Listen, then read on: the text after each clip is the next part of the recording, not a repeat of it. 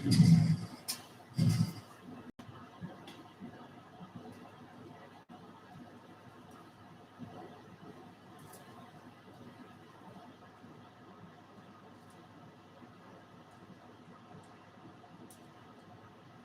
evening, everybody. We're back in here. Kind of give you guys a little bit of an update here. Get some of this here in the time here. Tighten up my mount. Bear with me here. All right.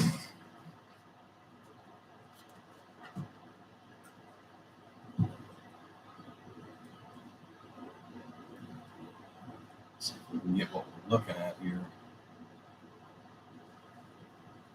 in the picture. Hey, good evening, Bill. Well, this is the first day back on the workbench anyways.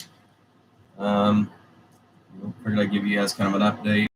Haven't really been able to do a whole lot as far as here in the shop. I did actually build one thing while I was off the last 3 weeks, as far as off in here anyways.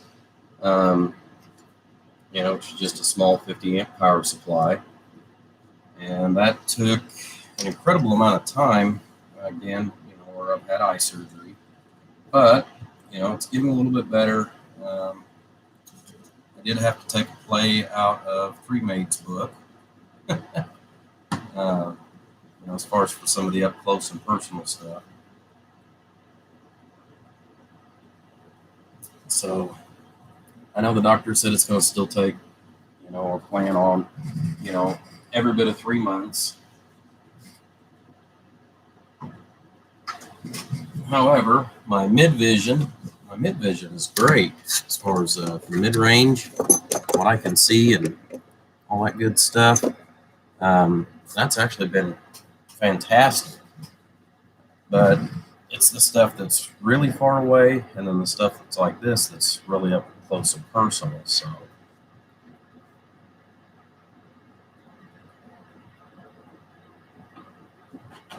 Yeah, ain't that the truth, Bill?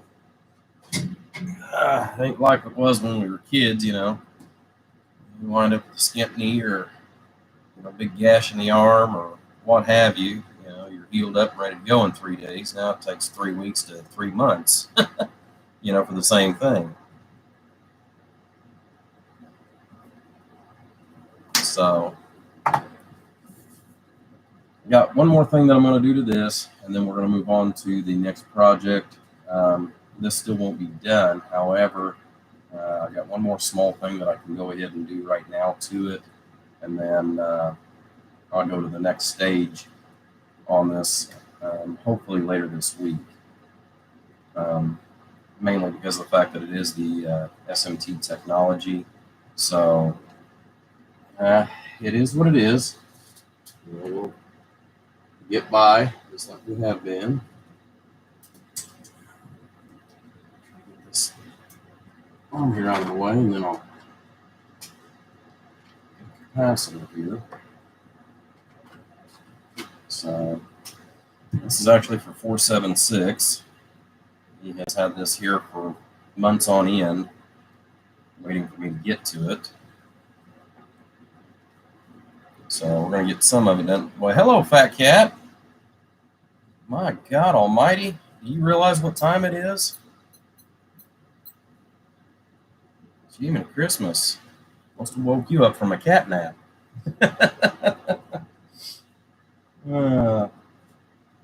Little pun intended, obviously. So, but anyhow, so we're getting along, guys. It's butting a little slow, but we are getting along.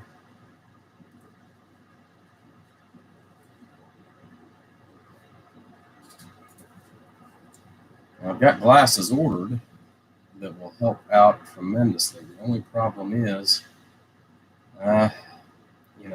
glasses still only help so much. So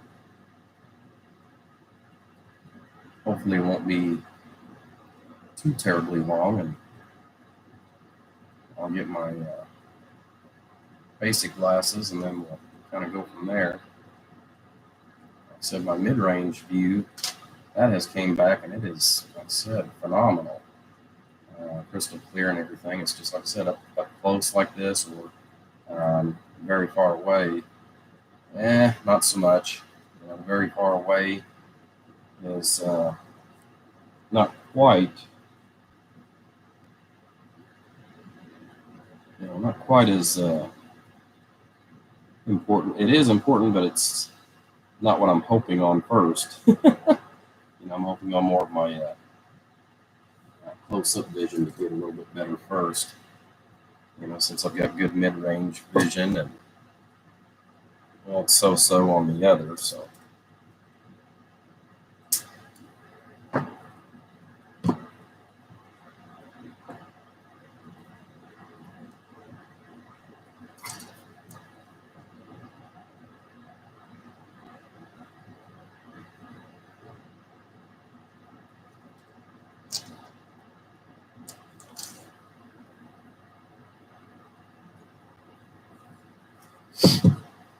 But what I'm working on right now, like I said, is a Striker 955. So just a few little upgrades on the inside of it.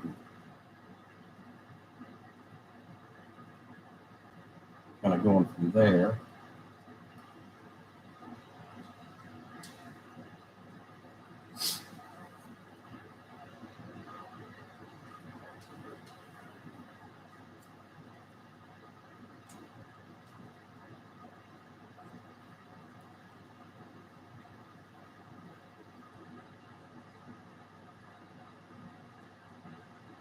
Generally, instead of putting a capacitor right here on the back of the power jack, which I don't even know why I'm doing that, because I got to take that power jack out. I forgot about that.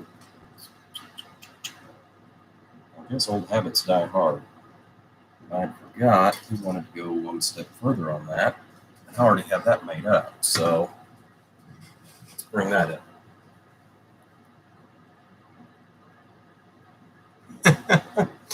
Yeah, I figured you did, Fat Cat. I figured you took a nap.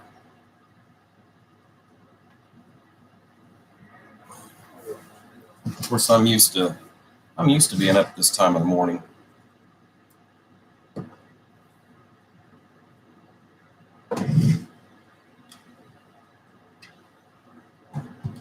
But I did get a few things accomplished. I finished up one amplifier. I got to get a box. I got to figure out what the heck I did with it, and give the guy a call.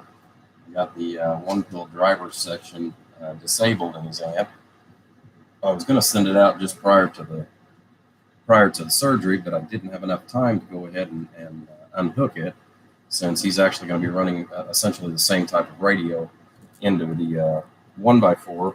I told him the best thing to do is go ahead and disable the one-pill section. So, unfortunately, since I wasn't able to get to it prior to, I finally got it taken care of today. It was one of my first projects, and then worked on the other one there for Big L for a little bit. I'm actually going to go back to it. One of the other things that I did do, though, for the shop, which is kind of nice, is I went ahead and I've had it for several years, as far as just a small little air compressor. So what I did was I went ahead and climbed up into the attic of the shop today and installed the compressor up there. It's just one of those little 1.5 gallon tanks, just enough to give me a little bit of air, so that if I want to blow something off here on the table, I'm going to reach over here, grab a little air gun, and give it a quick dust. So it's kind of nice that I've got that now. I just go over to the wall and flip a switch and turn on the air compressor and let it do its thing.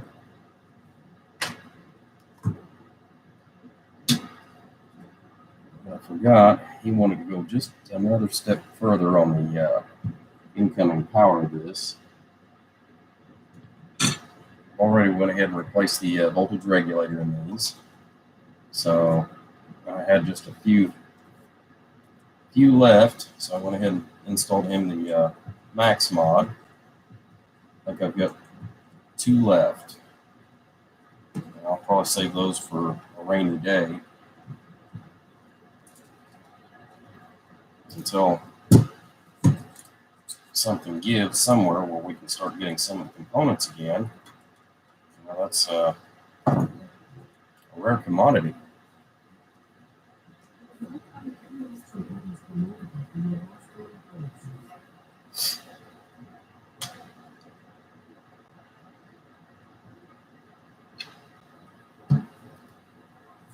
So I'm not sure who all is going to be out here this evening. Like I said, I know we got Fat Cat out there. We got Bill.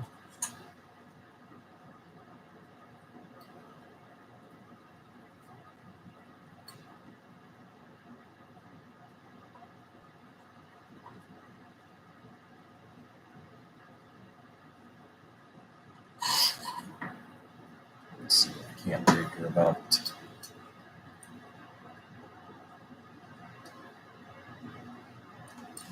something a little different here on that jack.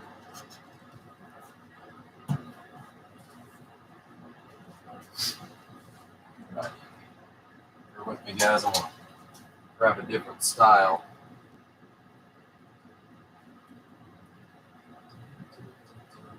15 million parts, and I can't find what I'm looking for right now.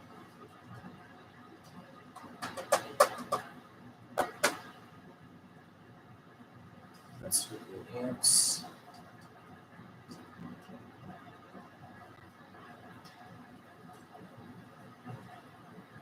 Now I have a bunch of my bins labeled, but I don't have. There they are. All of them set up just yet. Yeah.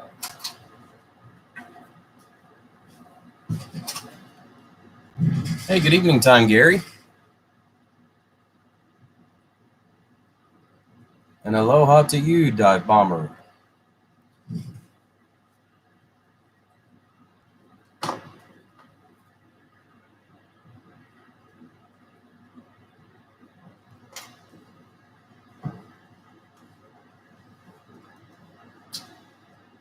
Okay.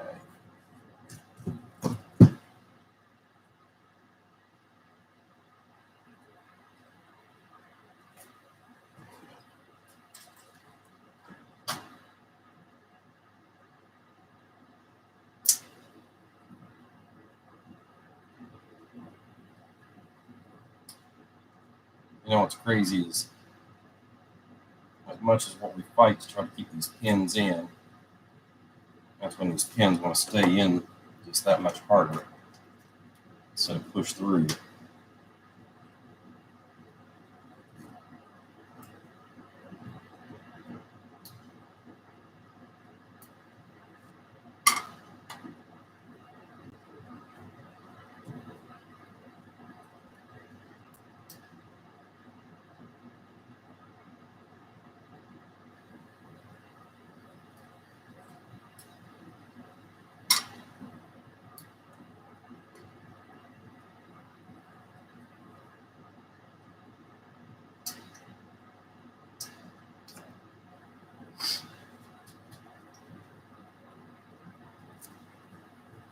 I keep forgetting it's early for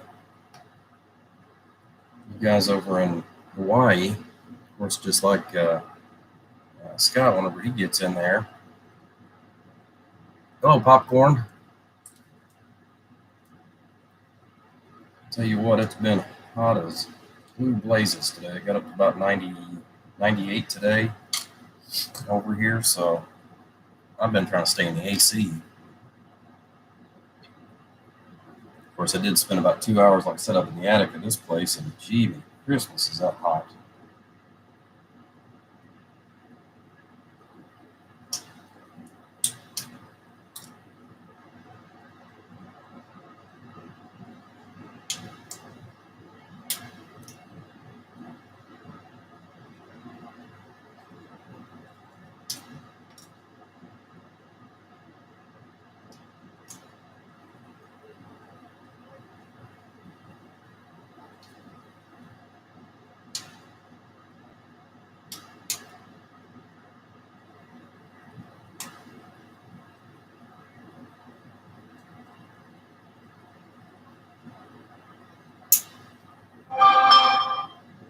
I hate tearing up a brand new one of these. That's the reason why I always start out with some of the used ones I keep on hand for modifications like this.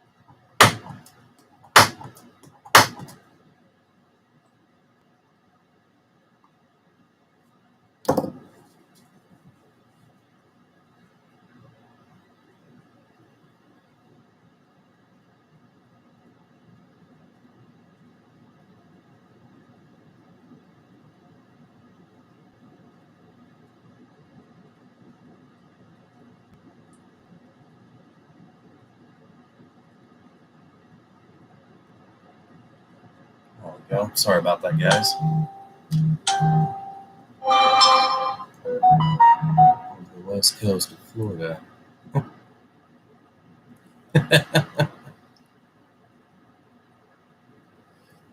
No, thank you. I've got friends that live down there, and I don't know how they do it with humidity. Gee, my Christmas. Of course, it's still not as bad as being out in Texas on the Gulf. Gee, my Christmas. I know last year when I went out to see my buddy Carl, Lord have mercy. You know, I thought he was just messing with me.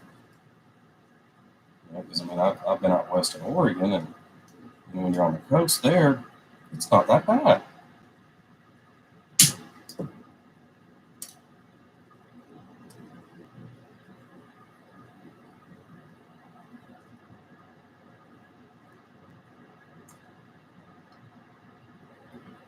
You know, the weather's beautiful out there.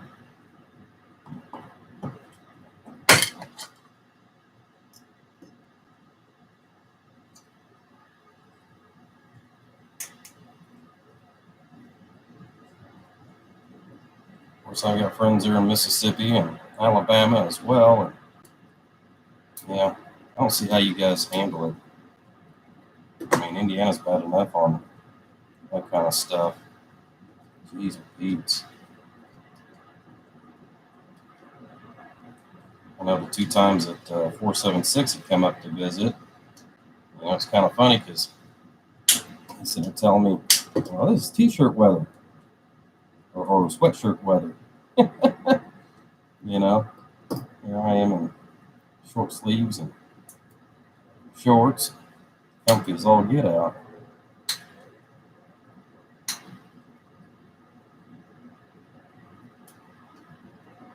Let's see if we can grow that one out.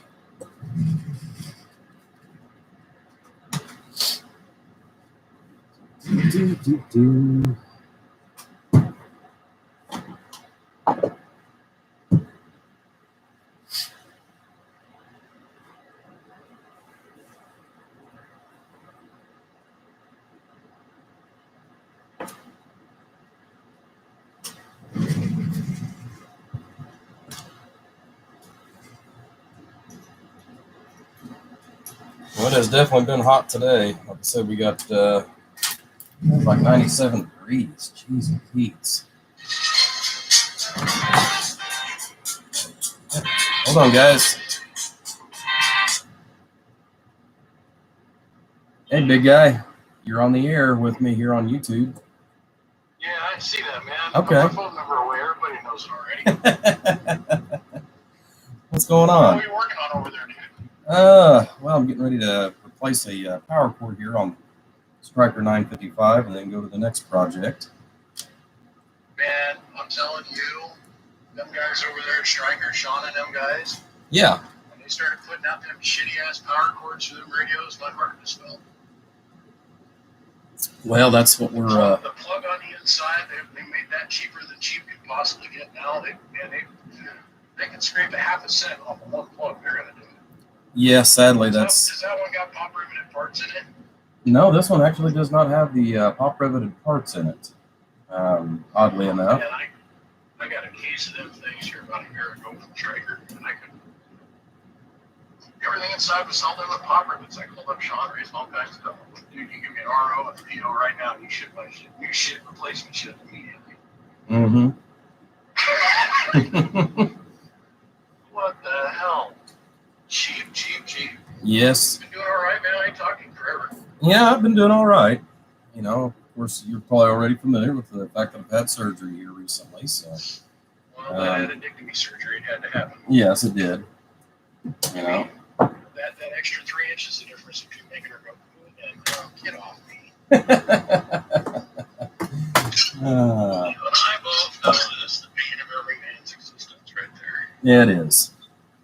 It's 101 to shade today. Well, it was 97 out here, so I figured that was enough. Well, if you're ready for all the updates on everything about what's going to happen here pretty quick. Sure. Go ahead and give me some updates.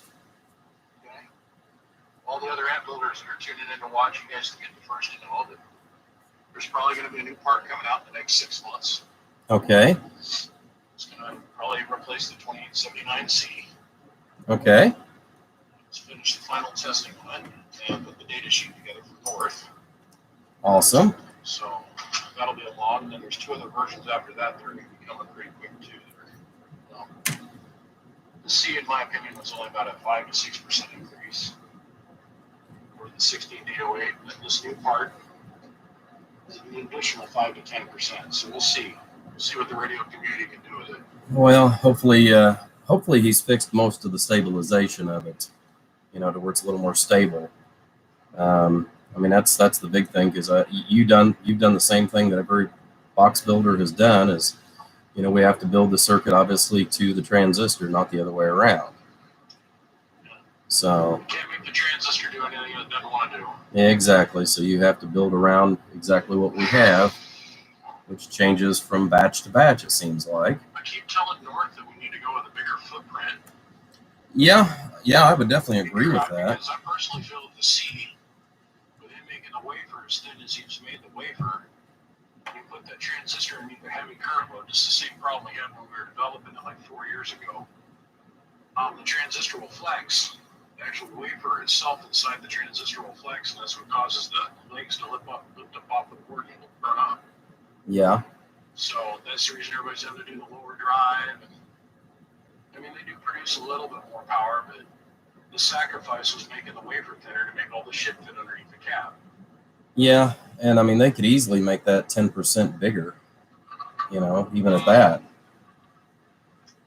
Well, if you take a set of micrometers and you measure the thickness of the leg, that's the actual thickness of the die on the inside. The transistor itself, the substrate of the transistor. So, which we already know is. I don't know. Well, we already know all that that's. There's some really cool shit coming here in probably the next 3 to 6 months, and it's all going to change again, of course. I don't think the 1608, the 16D08 is going to go anywhere. It's a pretty viable component at this point. Yeah.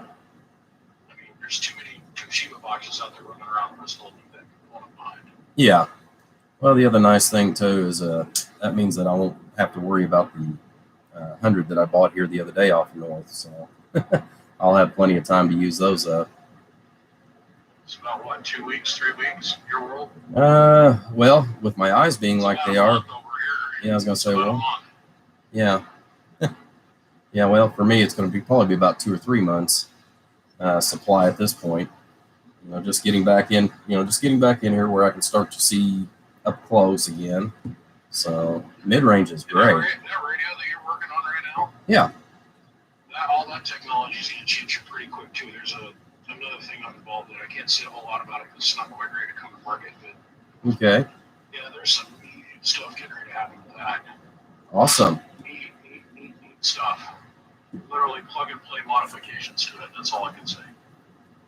Well, that definitely would help. I know President's got a lot of different things that they've done that's pretty viable in the market as well. So, you know, that I've been kind of impressed with. But right now, everybody's been closed down on parts, and that's been the biggest agony of all. Well, let's see. There's right now nationwide power supply shortage. At least last time I checked on it a couple of weeks ago. There's a ferrite shortage going on. There's resistor shortages, there's capacitor shortages going on. Unless you want to buy the blue Alibaba Chinese garbage, you know. Yeah. There's only one capacitor that is the Chinesium Alibaba type thing that I buy, and that's for a 1 pill, just because of the girth of it. You know, I'm not been able to. Yeah. Yeah, the girth. Yes. Yeah. Oh my God, I haven't heard like that since I had my first baby. Oh, shut up! It's not that big. Yeah. Well, this is if you look online or on the view camera, you know, it's a 104, which we usually stack on the side of the 1 pill output to go ahead and help balance. Oh yeah, there's no way you're overloading that. What's that do when you hit it with some heat? Well, that's the reason why I went up to the larger ones. The smaller ones, once it gets built up as far as any kind of heat, they fail. Now these are rated for 2 kV, but they've got a physical girth. I've not had the issues with breakdown or hot spots. So that's the only reason why I went to that, because everything else, otherwise, if I buy the Shea version, those things are like $3 a piece for the same thing. So Gary Hill says here, if I had a Rainmaker or BBI sticker to put on my box, I'd get at least another K out of it. Yeah, that's not how that works. All right. Yeah. Hey, speaking of which, have you checked out that new capacitance meter I've been using, the Dearly, the LCR meter? This thing, dude, it is amazing. It reads unihenry, microhenries all the way down to nothing. Attaboy. I've had that meter for over 4 years. Yeah, it's a good meter, man. Yeah. We'll call you Johnny Come Lately. Years ago. Yeah, I've had mine for 4. Like I said, so we'll just call you Johnny Come Lately. It's the only time I've ever got up on you on one thing. So. Okay, Mr. KC901. Yeah. Well, like I said, it's the only time I've ever been able to, have a step ahead of you. So. And the other day we were working with Wilson.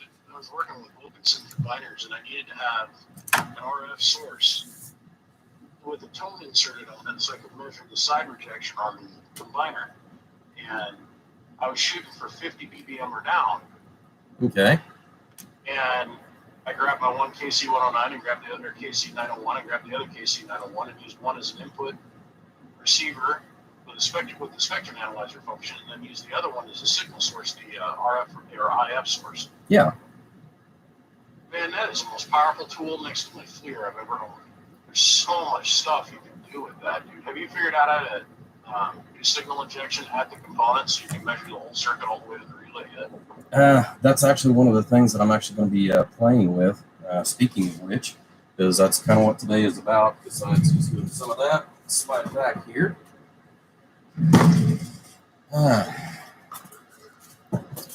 Granted, I know that you played with this like 5 years old, 5 years ago, so this is nothing new to you. And I have purposely held I did off. it 5 years ago. I probably don't even remember it. Yeah, well, the LD Moss, like I said. Yeah. Oh, yeah, So, you got your local donation from the Mud Duck Sharky Club. yeah. So I went ahead and ordered the whatever that is, the water cooler. Did you get the water cool block? Yeah, I went ahead and did the water Yeah, cooler. you'll like that one. Yeah, it works good. Yeah. So got a couple different options on power supplies that I'm looking at by Meanwell. Obviously, Dude, the I'm one. so over that component in my mind. It's like, if they can make a component that was 3 times the foot pattern of that thing and make it so it ran at 300 volts so we could run it off a 110 volt outlet, just an isolation transformer. Yeah. That would be the shit it in. The other requirement I've wanted to do is 5 or 6 kilowatt. Yeah. Because it's such a good jump in voltage, there's no reason we couldn't get that out of that part. Once that day comes, which will probably be 10 years from now, tubes are dead. Oh yeah. Yeah. Tubes are dead. Yeah. At that point. Well, and that's just like overpowered radios. There won't be a need for that because most of those won't need that kind of major input in order to go ahead and I get into think the cycle. truck driver industry has made it so that the 100-watt radio is here to stay. But Well, I'm just saying it's not going to be something we're going to need every day as far as for here on the local bench. and that striker that you guys sitting there in front of you, if you just change up the primary filtering cap, it picks up 20 watts. Those guys are so cheap. Well, Unbelievable. yeah. Well, there's that one, and then the other one that is your secondary, which is over by the audio chip. That one actually is a lot more viable to change out because it stabilizes the voltage in the other section. But we've been doing that since I was 18 years old, working at a CP truck stop. Yep. Yep. Change out that filter capacitor, change out the capacitor with the audio chip. Yeah. So it's definitely. Yeah, back when it was the Toshiba, what was it, 22, 22, 22, 20, or the RTT 22, whatever the fuck the thing is, 12 pins on it, audio chip on the Cobra 29. Uh-huh. You gotta remember, radio isn't my primary thing. That's like the third thing back on the bus. Yeah. Yeah, dude. Then we go and we change all the electrolytics around the audio chip just to get the bass level to come up in the radio. So, yeah, all them old school tricks. Remember when you could buy MR477s by the pound? Go to your local electronic shop. It was like going to Ace Hardware with a big metal scoop. You sit there and fill up a paper bag with them. You're buying them by the pound. Just about, yeah. I miss those days, too. Here's a 60-watt drop-in transistor for the back end of your radio. Yep. Yeah. If you got 55 watts out of 29, you're like, oh, man, look at the size of my wang. It's so big, it gives you a black eye 10 minutes before I come around the corner. Oh. Now, there's going to be some serious changes. There's a lot of aftermarket stuff I feel that's going to be coming out for that Striker here pretty quick. Okay. Well, hopefully they've got some. 3 different companies doing different things. It looks like you got an aftermarket heat sink on the voltage regulator on that, too. Well, actually not on it, but next to it, yes. Yep. Change the voltage regulator up too? Yep. What you got to? What part? Well, I've actually got several of them still left, but the Max Mod is what I've actually got in there. And have you played with the Toshiba transistor that they put out? Let me see, I got something before. What is it, a 51 or 5200, something like that? This is the Toshiba TTA 1943. It's actually better than the Max Mod transistor. Okay. No, I haven't had any of those come across the workbench yet. So. It's a pretty heavy part. I got them in all my Strikers. Okay. All 9 of them. I'll have to look into that. So do you think I should go and shoot the last portion of the install video since the truck's been done now for a month? Well, I know your viewers would love to see that. I would too. And now that I can actually see, I might actually have a chance to enjoy it. Well, I got it all done before I did the grand tour. Uh-huh. That's what I'm calling this thing that I went and did. Really what it was is I had to go and fix a whole bunch of shit at different people's houses. And the equipment was too big for me to actually have it shipped here, so I just went to it and fixed it. Yeah. Well, as a side note, I happened to be like 10 minutes down the road from, let's say, Bullet Birds, or 30 minutes down the road from Motor Mall or Motor Mouth. Yeah. Yeah. I know you went on. Interviews are a side thing, but I finished the truck before you went on the trip. I just thought, man, I don't know how smart it would be to take this truck and go smear it all over YouTube, showing how I have everything installed and where it's at, and then go and drive through the most crime-ridden state on the United States. Well, you definitely had a interesting path to choose, that's for sure, for some of the places you went. Zigzag, patty whack, give a dog a bone back and forth. Got her done, though. Well, that's all that matters.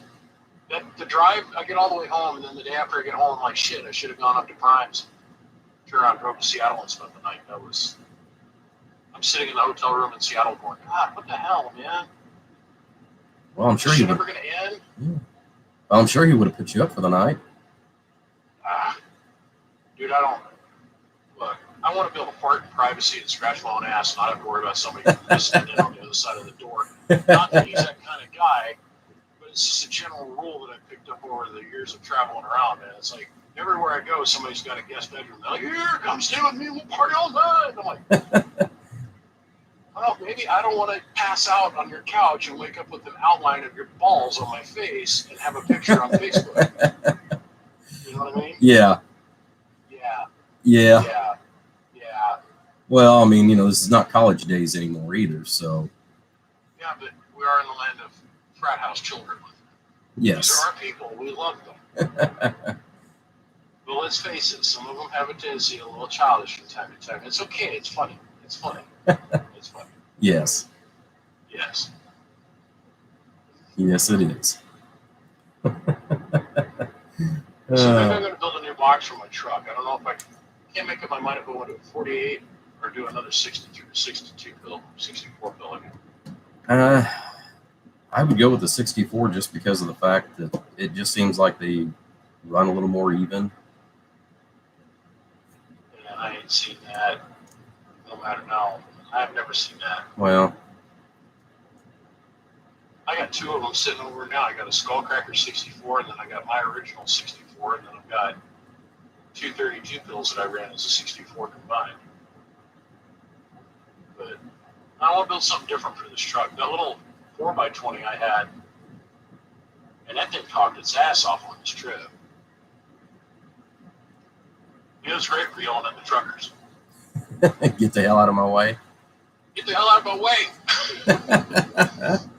I actually talked to Ton of Skip on it. As soon as I left town that morning, I had Skip the entire time I was gone. Uh-huh. So I dropped over the hill to come back into town, and it was gone like somebody slipped off a light switch. So Yeah. Well, that's the way Mother Nature's been today as far as here, you know. Of course, I was able to talk a little bit up to the, northeast corner there and into Canada. So some of our neighbors. oh, eh?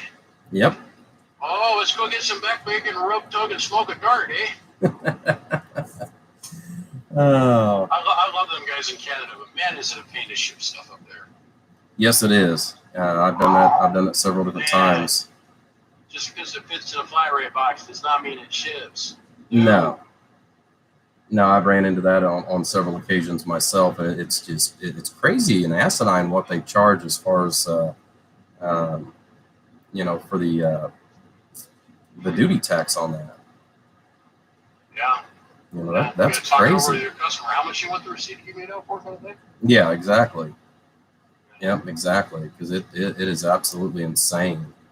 You're doing all right, man. Your kid's doing okay. All that kind of stuff. You're still riding your motorcycle, right? Yeah, actually, I should get my motorcycle back tomorrow. It should be ready to ride tomorrow.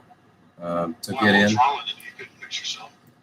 Well, it needed a set of tires, so I took it in for new tires, and then we found out that it had a bad air shock, so it wasn't that big of a deal. I could have done it myself, Yeah, but I like your went ahead scrawny and ass is going to bottom out the suspension on it. Come on. Yeah. Well, thankfully, I've lost about 60 pounds, so it does make it a little easier to ride. Dude, you should have seen when me and 766, you come up to the hotel to come do the interview that you guys haven't seen yet. It's coming out next week. Okay. I met him down in the lobby. We were standing there talking. So we go up to the hotel, and he gets on the elevator first, and I step on the elevator, and the elevator sunk down about a quarter of an inch. I said, Jesus Christ, I wonder what the maximum load rating is for this elevator. And he goes, well, I don't know, man, but we go away a lot. I said, yeah, I know, brother. And then the doors sting, they close, and the elevator's like,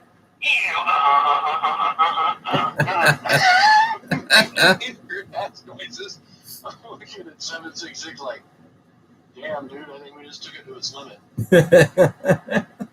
Oh, you never know. Never know, buddy. Kids are good, everything's good. Yep. Yeah, I got a new present for Father's Day. What'd you get? My daughter got me a Siamese cat.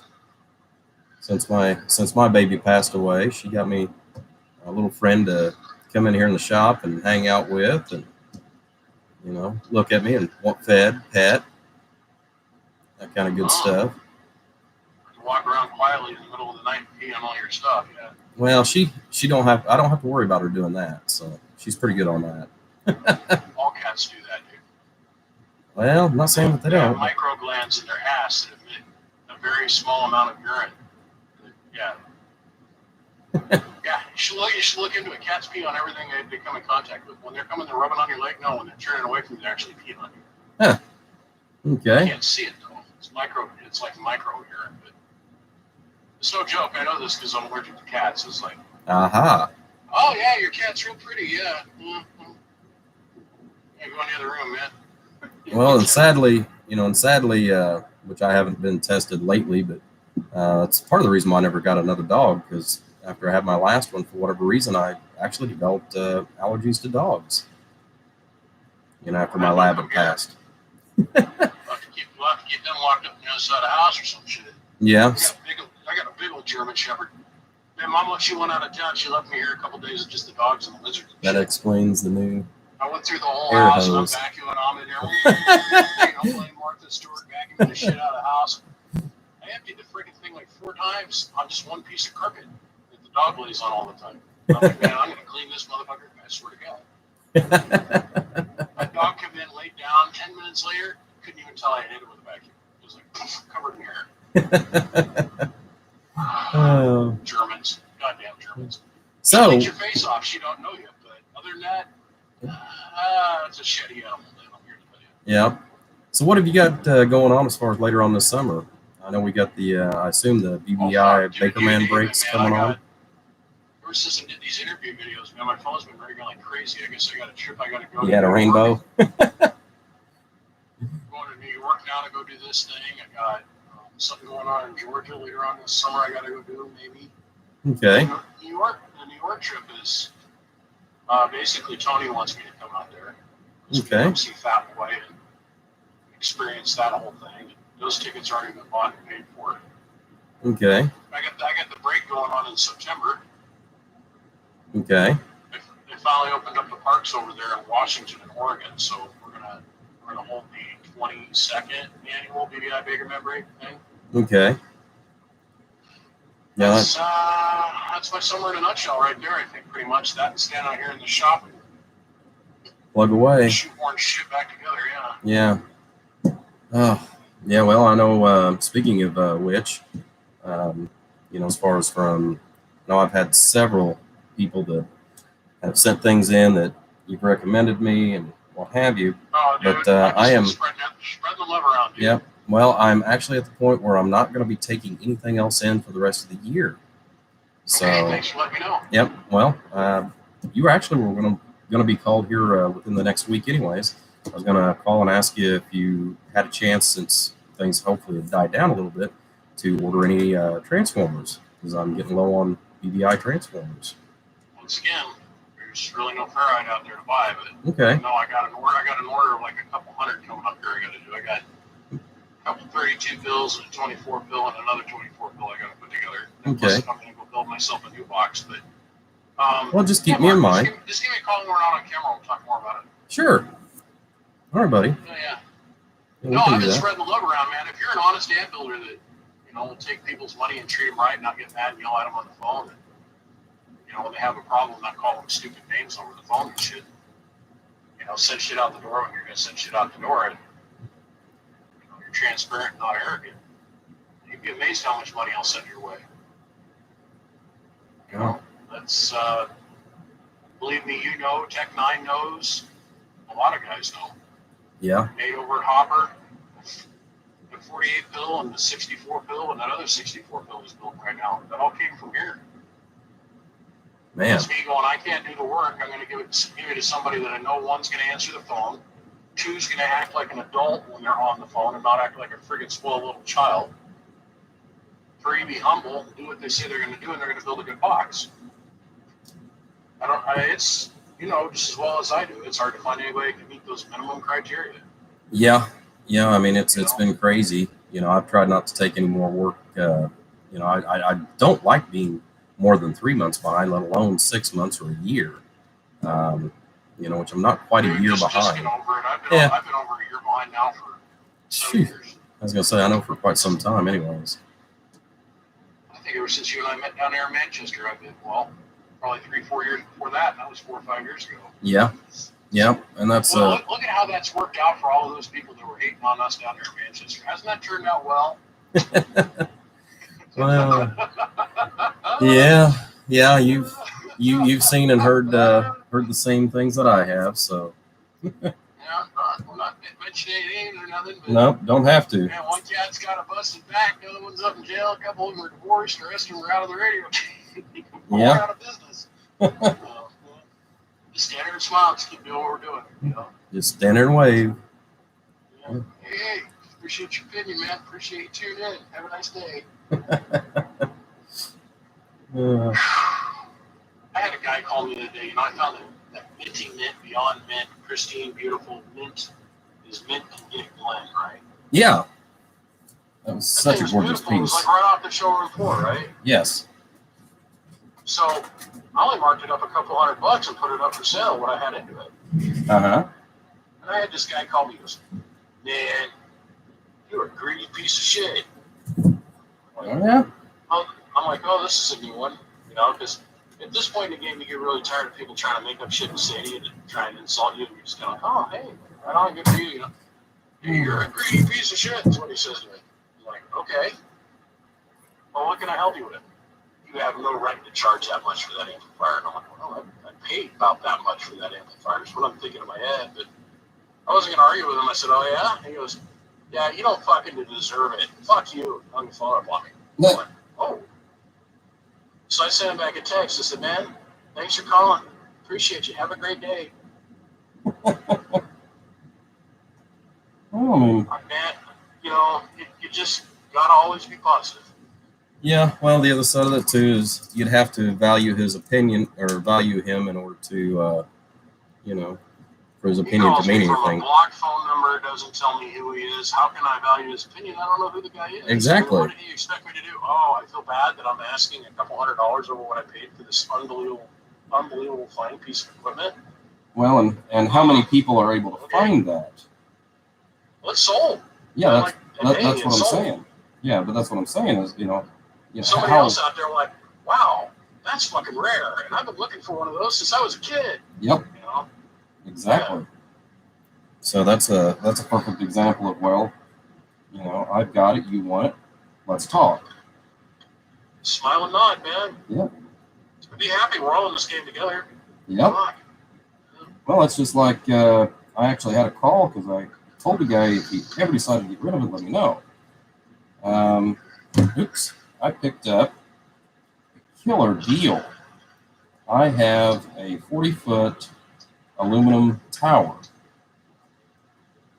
And it is, what the hell is it? It's crank up, you know, where you put your power to the winch and away it goes. You know, I think it's Glen Tower. Looked it up online. Hey, man, back in the day, you know, I couldn't use a little tower like that no more. My beam I put up there to talk on 6 would bend that thing. But hey, my very first tower I ever had was a U.S. military surplus freestander 40-footer. It was aluminum. It worked great for me as a kid. Well, I still think that this will be plenty man, for. Don't shake too much. Don't push too hard on that part. You're gonna end up knocking the trace off the board like a new. Just working it back and forth. Look at him go on that, guys. Look at all that pressure he's putting on there. What are you using? Is this solder wick? Is what you got in your hand? Yeah. Now, you know what a solder sucker is, Mark? Yes, actually I do. You got yourself an electronic solder bulb, right? Kind of like this? Yeah, okay. Yeah. All right. But usually, usually. You're using the right tool for the job, I understand. Uh-huh. I had a guy ask me, he goes, why don't you use those on transistors? I said, because it won't work. What do you mean? There's too much lead. Them things work great on little tiny traces, but yeah, see, now you're having to add supplemental heat. Mm-hmm. And it sounds like Mama's kickstart vibrator from the 1970s. Well, this poor girl, well, considering... Yeah, Clay, come on, get it. Yeah, well, considering the fact that thing's 15 years old and I'm still using it, it's been a pretty damn good one. Mine's a big one. That's up in the attic. I haven't used it in decades. So what are you doing now? What mod are you doing now? Just for the... yeah, you're pulling out that choke. Yeah. Yeah, pretty much. God, I was on the phone with the guy at Ranger that designs their amp boards. It's actually the owner of Ranger, the guy that designs their amp boards, their engineer. I'm like, dude, how long have you been the engineer there? He goes, 20 years. I said, man, who taught you how to build amplifiers? They're only 44% efficient. He got real quiet. The owner got real quiet. I said, man, my little clique of friends, if you can't get that amplifier up there in the 60s, almost 70% range, you're doing something wrong. And I said, God, think all that heat that you're making into that little tiny heat sink. We went rounds for a couple minutes. He was a fun cat. I was like, dude, So I'd love to teach you some stuff. I said, did they teach you when you were in engineering school about core saturation? What? Core saturation.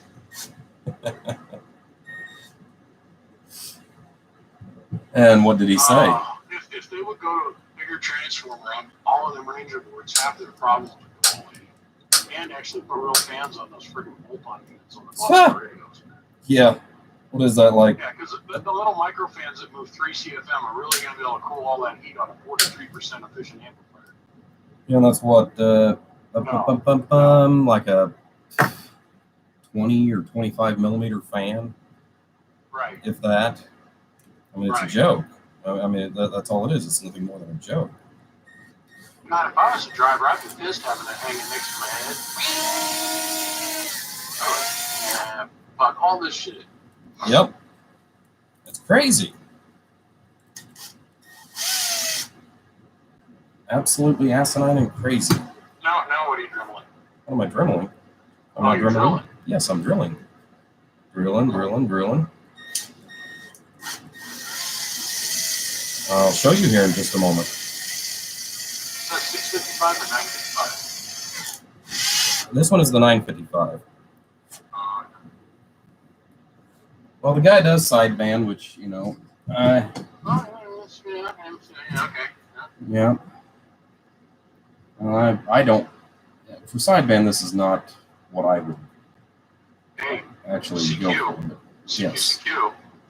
Hold on, I've got to clarify to your station. Over. No, it doesn't do anything for me either. No. No, I want 30 to 40 kC wide on my receiver, not 5. And that's because the receiver can't figure out what to do with all the signals. I don't know. Dude, radio is a lot of different things to a lot of people. Yeah. And that's hard to get your head wrapped around, is how differently diversified it is in different ways to people. There's guys that love to sit there and twist their knobs back and forth all day long, chasing a little tiny, like, 2S unit signal. That's them, dude. Yes. They'll have a 100-watt radio with $20,000 of audio processing attached to it. That's their idea of radio. It's not my thing. So. Yeah, well, there again, but that's what makes the world go round, too, for us. So let's see here. What was this model I just made? Okay. 191 proof. Oh, so you're cooking today, huh? Sunday, baby. I'm not doing radio. Yep. You're supposed to be doing family time. Well, that's all happened, dude. It's been 38% volume. This is the heart. Good evening, Dallas. Sorry, Warren, I didn't catch your message here, buddy. You don't mind us, Warren. We're just over here having fun talking about random shit. See, what's wrong with Dallas Rock? Good evening, everyone. If you don't know any better, that sounds like Mr. BBI on the phone. And good evening to you as well. Gary Hill, what explains the new air hose to blow? Yeah. Right. Yeah. Right. No, I took a note You from. gotta be hygienic all the time. Yeah. I took a little thing here from Mr. Three Made, since he's got his air compressor and all that good stuff, but mine is up in the attic. Why? Because I don't want to do has come that. a long ways here lately. Yes, he Sure, has. yeah. Yeah, he has come a long way. Just slowly grinding them out in the basement, you know. Yep. Yeah, I'm still here. I'm still here in the bomb I'm just glad shelter. he's finally realized there's more to it than the watt meter. If you don't own a spectrum analyzer and you consider yourself an amp builder, all right, I understand that. I was there once too. Well, and I've actually gotten to the point where I'm honestly considering the idea of toyed with it, just going ahead and selling the spectrum analyzer that I've got, because I've got that KC901. I really don't have. Yeah, KC901, the clarity on it. And unless I'd rather have a bigger screen. It presents better on camera. I'll put it to you. Yes, that's the only part of it that if it had a bigger screen on it, I would just, yeah, that'd be it, period. I've been looking That into. handheld analyzer is so nifty, though. You got interference, you just dial up what frequency, and you literally walk around your neighborhood and be like, oh, it's coming from John's house. Mm-hmm. And then you go knock on the door, and John shows up with a t-shirt up with no t-shirt on, and his belt buckle's undone. You're like, oh, I know what the noise is coming from. Sorry to bug you, John. Sorry to bug you. You're in there grinding on a woman. I got it. Tell Martha hi. Yeah. One of those. Sorry to interrupt, kind of thing. Well, it happens from time to time, Aha, you have got a little skip rolling too. Switchblade yelling at Hawaii. Never talked to Hawaii. Let's turn the beam over there. All right, big girl, let's go.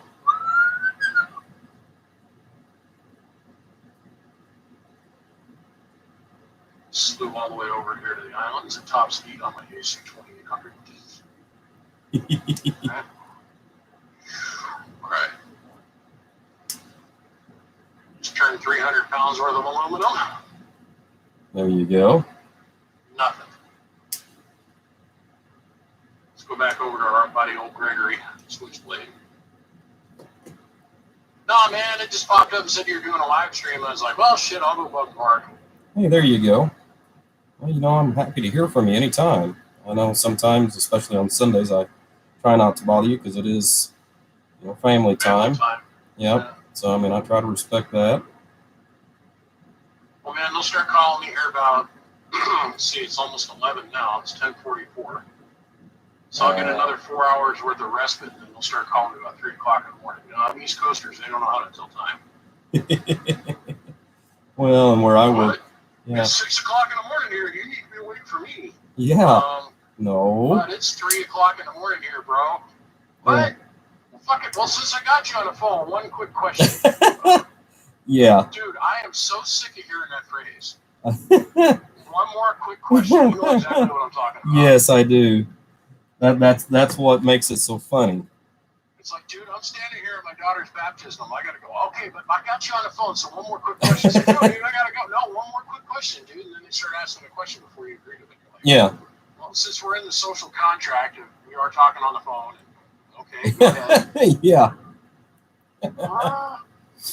But hey, one of the things though that I do want to ask you about, and okay, depending on what you've got going on later this week, I would like to give you a call and see if we can't figure out part of your schedule, because I would like to try to go ahead and schedule time to come out there and visit with you. Whatever, guys. You want to come out and drink moonshine, that's what you want to do. No. Don't lie to me, Mark. It's okay. I thought we were past that point in our relationship. Well, I don't like having to sneak up on something with a ball bat, hit it in the head before I can drink it. Oh, no, dude. This is not date night. No. This is not date night, son. It just because it comes out of the still jet fuel doesn't mean that's not how it's Yeah, you're talking about corn. Everybody thinks that. They say, yeah. You tell them, oh, it's moonshine, and they're like, oh, God, it's going to be 1,000 proof. No, man, this is 35 proof by volume. Here, have a sip. Yeah. Well, what is it? It's good stuff. Just drink it. Well, I know my grandpa used to make some corn liquor that, if you had more than 2 shots, you need to make sure you're sitting down at that point. Otherwise, when you go to stand up, you're going to be sitting right back down. Well, you can make that too. The stuff that's coming out of the store right now is 190. This held. 190 to 198. Okay. And everything you buy at the store is basically what you pay for. Oh, God. Yeah. Oh, yeah, definitely. Okay, so then once you understand that most of that is water. So let's take like a fifth of alcohol. Hey, come on. Jug a fifth of alcohol. If you take 3 of your human fingers and put it up against the bottom of the bottle, that's how much actual alcohol is in that entire bottle. Yeah.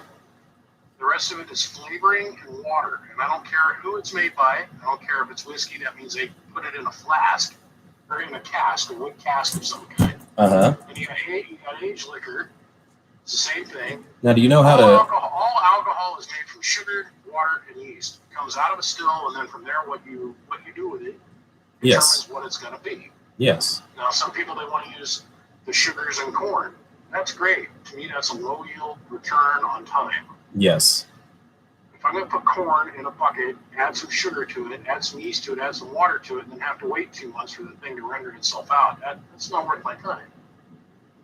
I can get the exact same flavor and result on the other end just by using straight sugar, a little bit of water, and a little bit of yeast. So, I don't know, dude. All my radio buddies taught me how to make alcohol.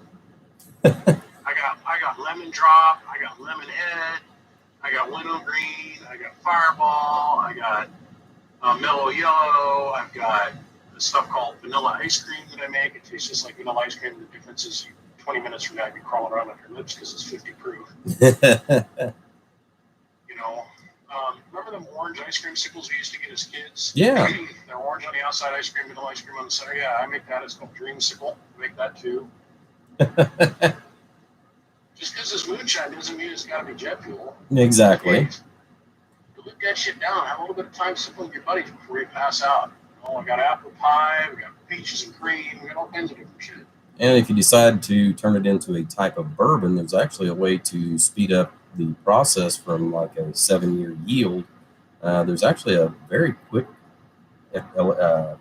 process to do that. Yeah, you just take the alcohol and throw it in chunks of wood and let it sit there for a week, pull chunks of wood out, and there you go. Well, you actually That's do. basically what you're drinking. When you're drinking whiskey, that is what you're drinking. Well, yes, Burn but wood. yeah. But here's one of the other things that you actually do. You actually use an electrolysis process along with that, and you can speed it up. You can speed up a 7-year process to about 36 hours, I think. Damn. Yeah. Give me a YouTube video. I want to watch. Okay. I'll see what I can find. Not that I'm big into whiskey. at Yeah. all. Well, yeah, but I think you're more into. I just want to see if I can do it because I want to try it. I just want to see if I can do it. Period. That's all it amounts to you. Dude, I drove out of town. Did you know in the state of California, Oh God. if you drive into the state of California with more than 3 gallons of alcohol in a pure form, they're going to get you. Okay. Yes. But if it's 2.9 gallons worth of alcohol or 2.999 gallons worth of alcohol, they'll smile, pat you on the ass, and say, "Son, have a nice trip in the great state of California." Jeez, it beats. I went into California with 2.999 gallons of alcohol, and I came home with none. And everybody had a good time, but I never drank any of it. Hello, Tracy. Well, you don't have to drink it. There are other people listening to our conversation. Yes, there is. Oh, hey, now, come on. I'm in the Eastern time zone. Hey, Dallas, we're not judging you directly. We're just saying that there's some other people there that didn't pay attention in grade school, and they don't know how to tell time. And sadly, my daughter's Did one. you ever see the YouTube video I did about this? Hey, guys, here's a picture of the United States. Here's the time zones. If you live here, it's 6 o'clock in the morning. That makes it 3 o'clock in the morning here. So please don't call. Did you watch that video, Mark? No, I didn't. I'll have to go back and look for that one. Yeah. I think it's labeled, "Please learn how to tell time." Well, my daughter doesn't know how to tell time on a standard clock with numbers and the big hand, little hand. And I've even told her, I said, look, I showed her. Do what? How old is she? Sadly, she will be 20 this year. And I even showed her. She's done, she's done homework, and it's like, really? You still can't tell time on the old dial? I said, I know I'm from ancient Egypt, and, we use the sundial for, marking the hours of the day, but, Yeah, we used to have to look at porn on an abacus, kind of thing. Exactly. But, geez, it beats. Come on. Dude, kids today have no idea what it means to wait. Oh, God, remember trying to get a printer set up when we were kids? Oh, my God. Christ. Yes. You hooked up the right COM port. What else is allocated to that COM port? What do you mean you don't know what a COM port is? What, are you stupid? Oh, my God, I lost my disc with the driver on it. Fuck, this piece of equipment's worthless. Yeah. Oh, yeah. Well, Warren, I keep missing whatever The you struggle is type real. in and retract. Yes, the struggle was definitely real. 8 hours later, you finally got to print off, a smiley face. Right. Yeah. Or, when we were on dial-up. Oh.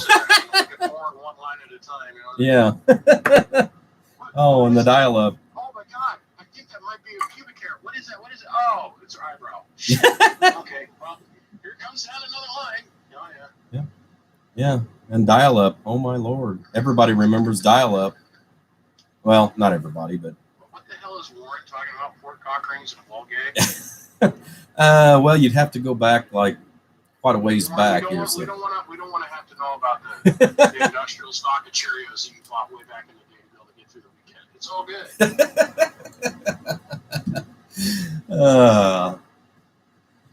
It's definitely good to have some laughs. Definitely good for that. And the comment stream doesn't go back far enough for me to understand what he's talking about. Well, he's retracted many of them, but let's see, what was it? I know it was before the phone number. Oh, yeah, we were talking about drinking alcohol, and I said, hey, look, I don't want anything strong enough that I'd have to actually sneak up on it with a ball bat and beat it in the head, like my date. I still have some Motorola software that runs on DOS, and if you lose the driver disk, it's useless. Hey, Gary, I'm here to tell you, I was in on DOS from DOS 1 all the way to 6.225. And then Windows took over. And I cried about it. And I stayed with DOS 6.2.2 forever. My very first computer was a VIC-20, man. Remember that shit? You buy it as a kid? I mean, dude, I felt like I was a king when I put that computer together and was actually able to play Oregon Trail. Yeah, that took like 20 minutes for a 30-second question or whatever, or answer. Just so I tell you, you did not buy enough food stock. Your family has scurvy. You all die.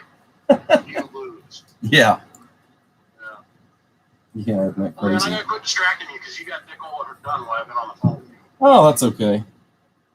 I'm not going to do a whole lot out here tonight anyways. I'm going to do this and, a couple other small things. I'm actually going to start in, once I get this mounted, I'm actually going to stop on this project, and then I'm going to go to the next one,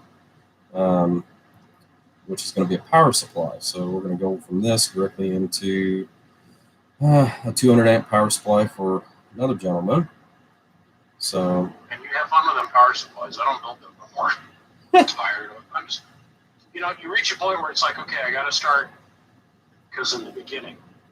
Oh yeah. We all worked on everything. Oh, we can do everything. Now it's like we're starting to branch off. Like D-Rally's only doing 3 different kinds of radios now. You find your happy bit where it's like, okay, I just want to work on it. Like I don't work on any more Sweet Tube amps. I'm done. I'm over it. Well, I've got somebody else want to pick up that fucking mantle and run with it. Hey, I'll send you all my parts. Yep.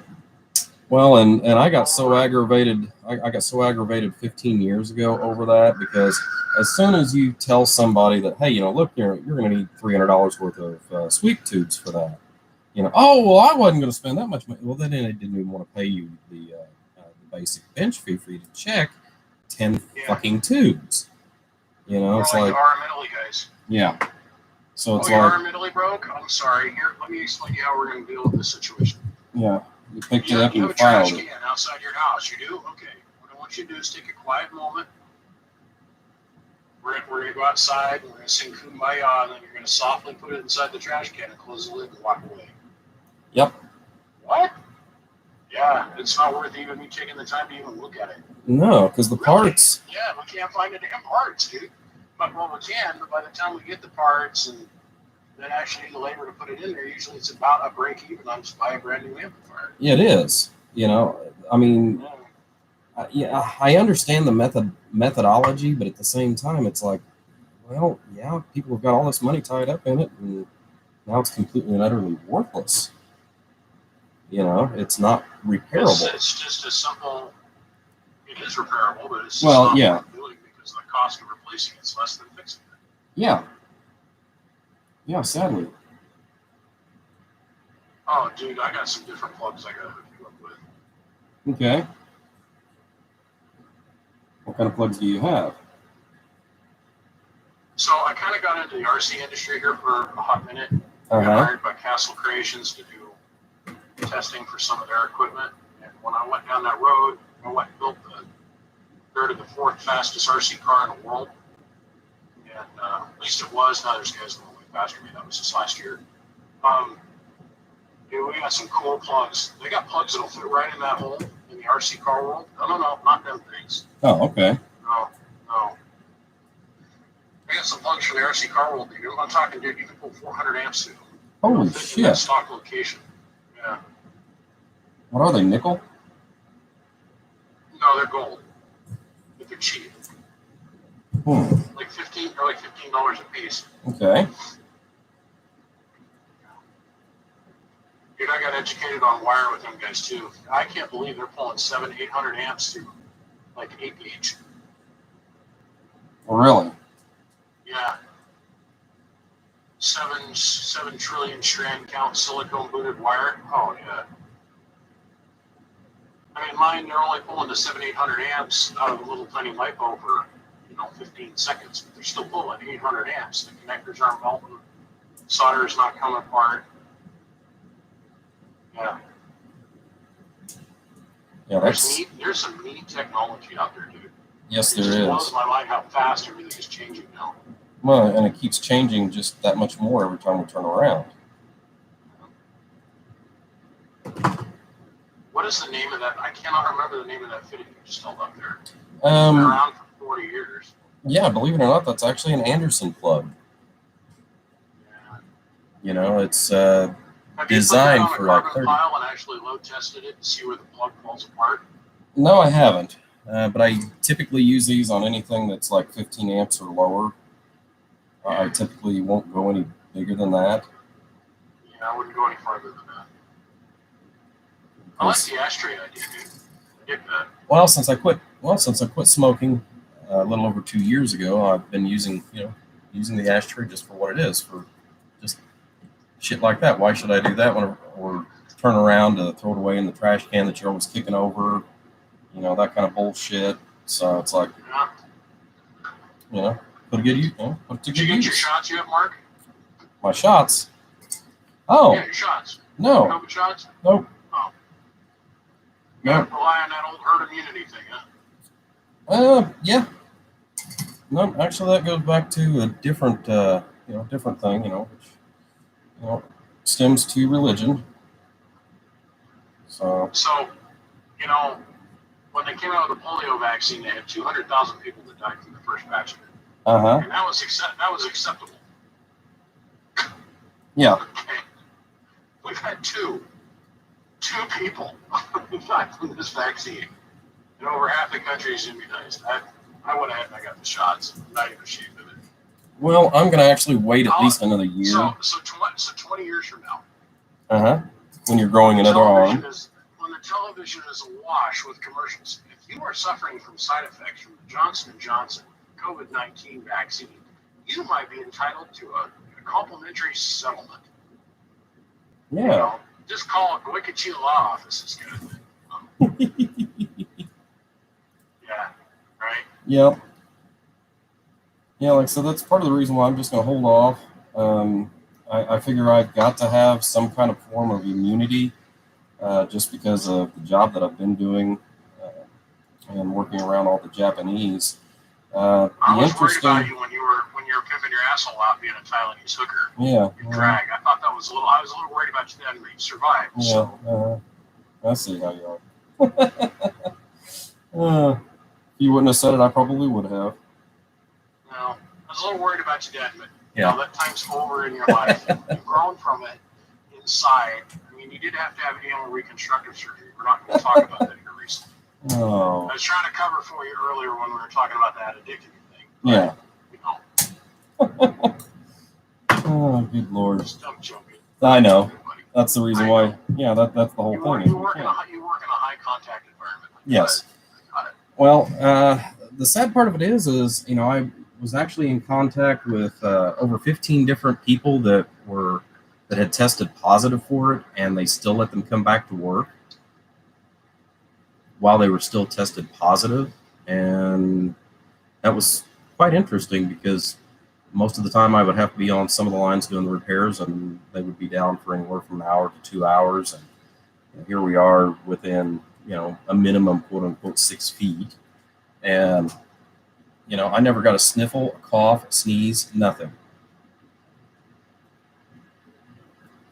during the entire time of this. I haven't gotten it. Everybody around me's gotten it. My 98-year-old grandmother got it. Yeah. All she said was, well, Luke, I My skin's a little bit more sensitive to the touch. But that's about all I've noticed as a side effect. Uh-huh. I swear Jesus is going to have to come down himself and take her because she is that tough. Yeah. You know. But my best friend, he got it. He's got it twice, and the second time around, it about killed his wife.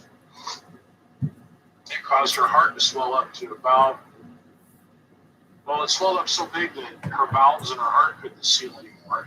Wow. And she was down to 30% heart function from COVID. So this is a real thing. Yeah. Well, my advisor, his brother just passed away here just a few weeks ago. He'd been on a ventilator for 2 months and finally passed away. And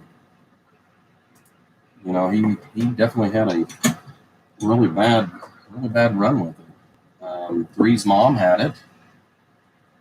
You know, just as far as with some of the other people that we know in the community. So yeah, it's quite interesting.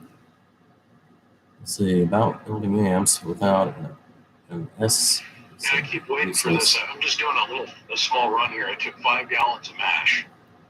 And I made the run up a week ago, so it's just been sitting here waiting for me to do something with it now for a week. And I threw this in the still. Uh-huh. And so far out of this run, I don't know what I did. It was different.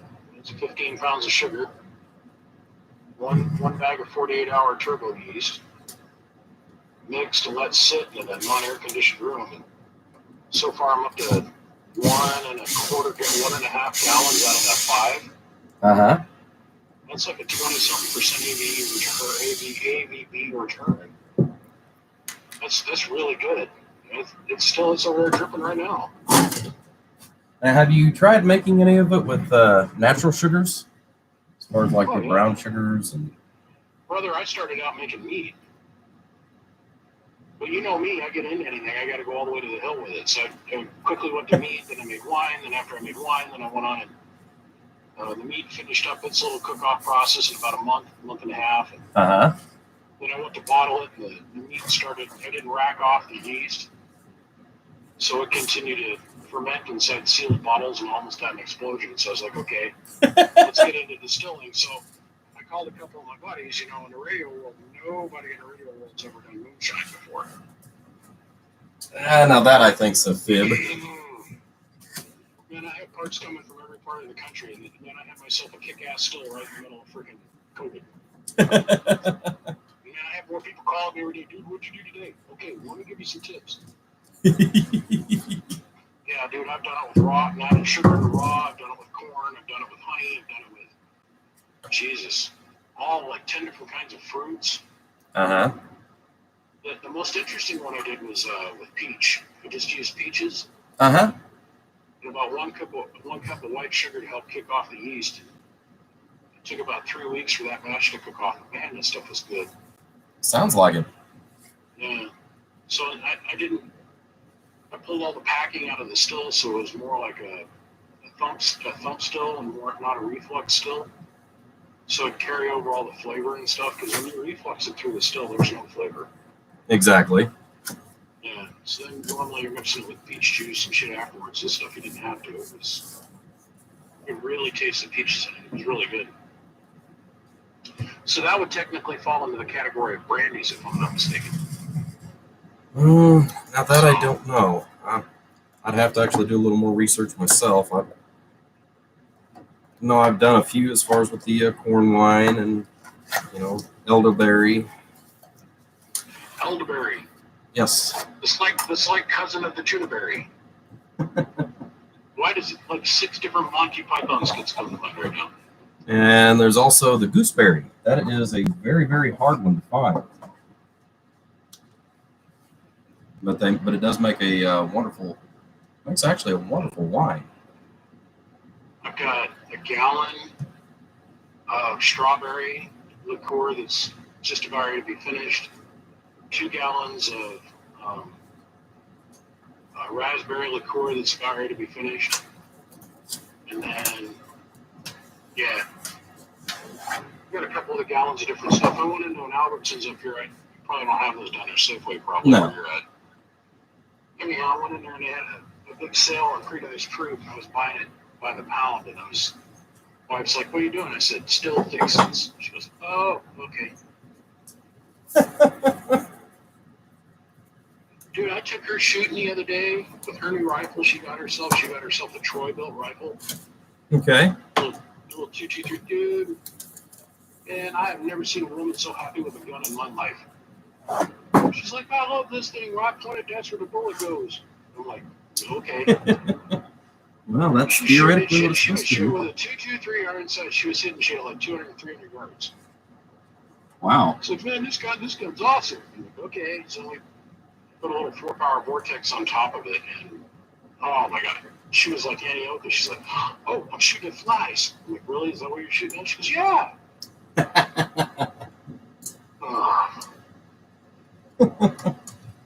Yeah. Well, We're out there shooting tannerite. You catch the live feed on Facebook where she was blowing up rocks with tannerite. no, I haven't seen that one either. We were shooting down inside this old cinder cone butte, and there was all these, hunks of old lava rock that were about, I don't know, about 3 times the size of a basketball. Uh huh.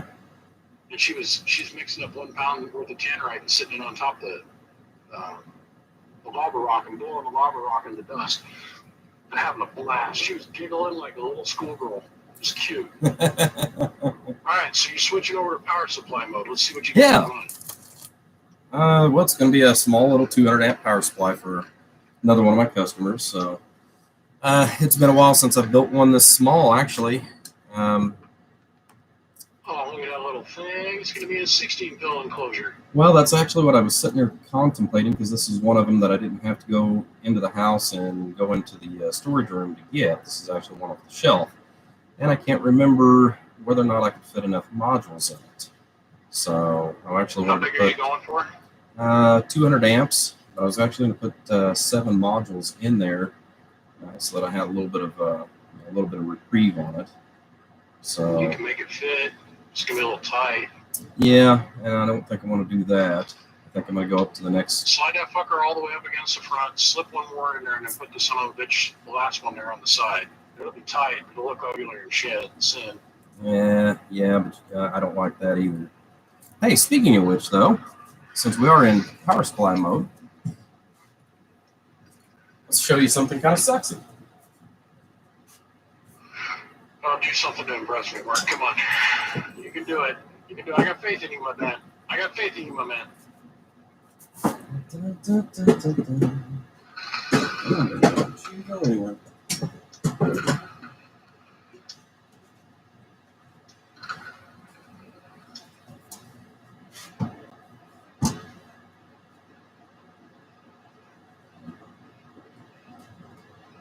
That's tight. That's tight. Who made the rack? I actually ordered those from a source in China, believe it or not.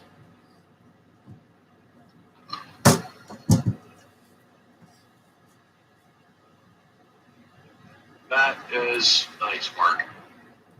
All the holes are already That pre-drilled. looks very professional. That's very nice. Yep. How many amp is that? Now, this one is a very small one. This is actually only 50 amps. However, it's got just about everything that you could ask for as far as bells and whistles and whatnot.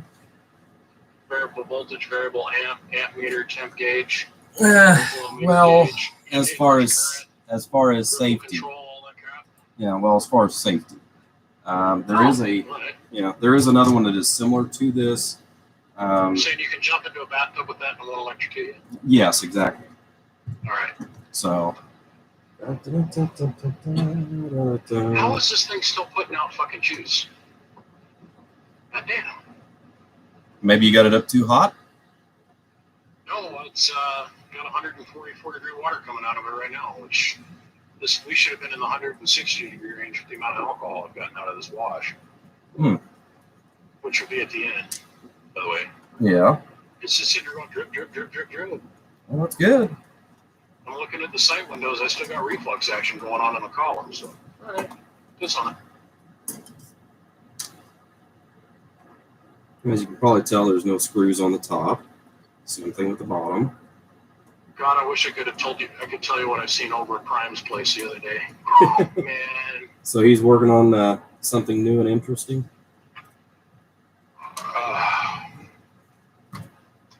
Once again, Mark, I get to see a lot of things in the position I'm in radio, and I can't talk about it until the customer, not the customer, but the person that's doing the development wants to talk about it. Well, like I said, something new and interesting, I'm sure. I can tell you that cabinet that you got there looks really familiar, but the chiller units that he's using for the new water cool boxes he's getting ready to develop it's fucking mind bending. Well, the chiller units are on the same format as what we use at work. So that is really pretty, Mark. You should be proud of yourself there. Thank you. Oh, it comes apart like a pillow, Mark. Yes. Oh, look at that. That's so cute.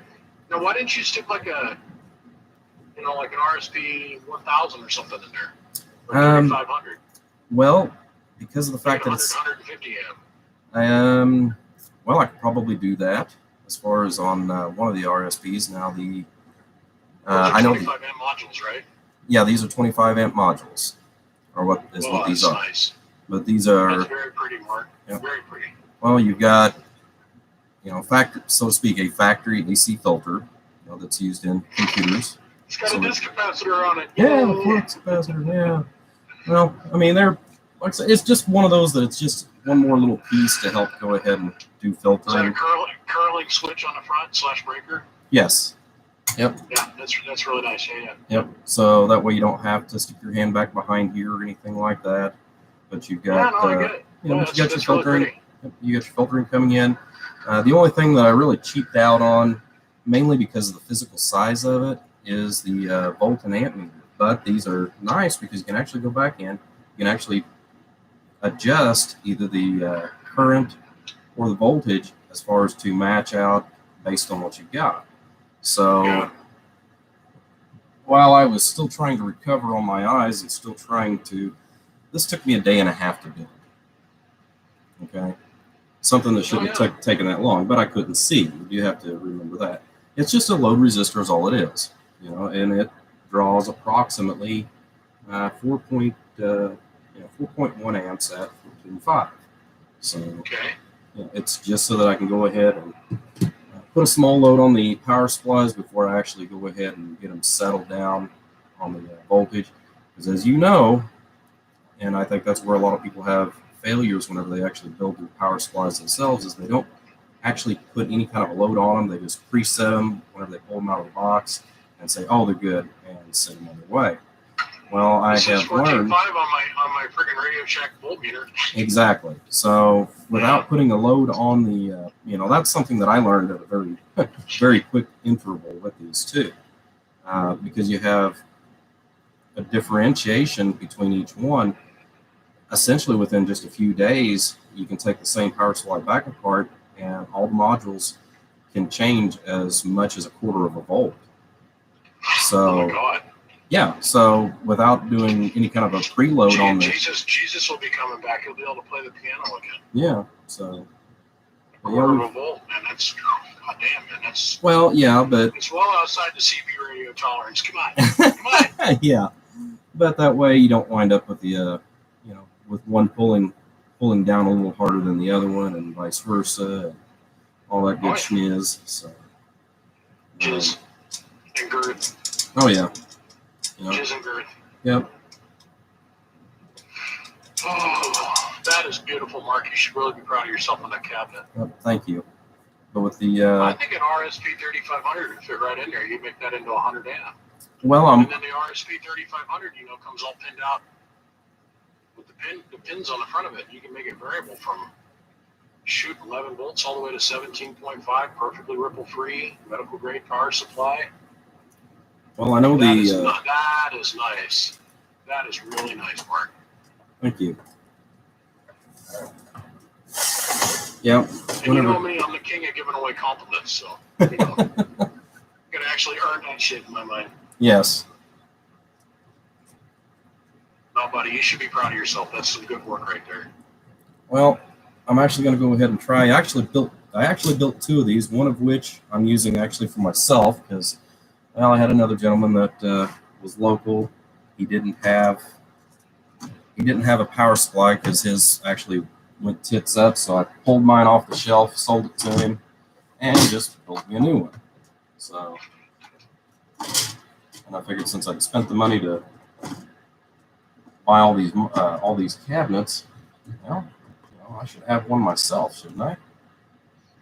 Hell yeah. I got a question for you. Sure.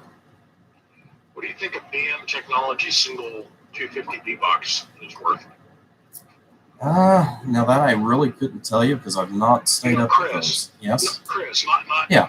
BMK. Yeah. BM Technology, Chris. Yeah. What do you think that's worth? I'll be honest with you, I don't know because I haven't priced enough with tubes to honestly even be able to answer that question. I had a guy literally give it to me. He's like, here, see if we can make this work. And I'm like, I don't want to.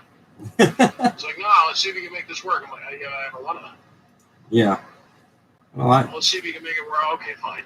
So I came home and it had one wire that came off the bias control knob, and then it just needed a new tube. I put a new tube in it, and the thing took off. It was like 1,000 watts. It's like, okay, well, what do you want to do with that? I go, sell it. I'm like, yeah, but I don't know what a single 250B tube amplifier goes for these days, unless it's a Pride. Yeah, well, and that's really the only thing that I could see in relationship to that is a Pride. But Pride is what? $700-800, I think, is pretty much going rate. It's been all right, I'll live with that number and smile, I guess. Well, yeah. Well, like I said, it's been 5 years since I've played with much of that. So 192.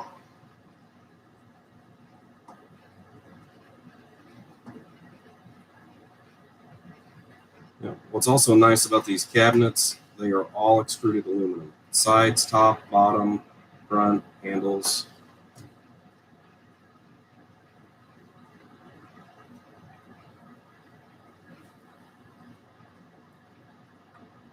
I've got all these tight. And it isn't your typical Chinesium. Excrement? Yeah. Yeah. Well, I like that the cabinet's thick, and I like the anodized coating on it. I really like that. Well, the anodized coating, and that was the other thing too that I was really impressed with, is it's actually a good hard anodizing that they actually put on there. Like I said, I just am in awe as far as on the overall, which, I also did a video, and I don't know if you ever got a chance to look at it or not.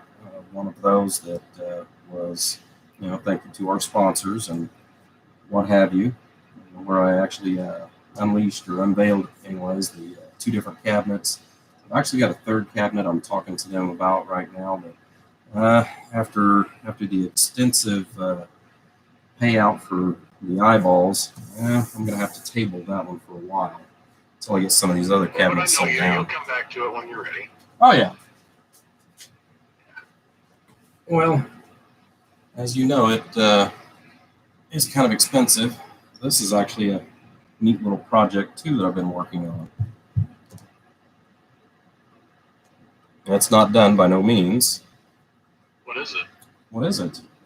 Well, let's take the top off and show you. Let me see the back side of the work. Sure. Oops.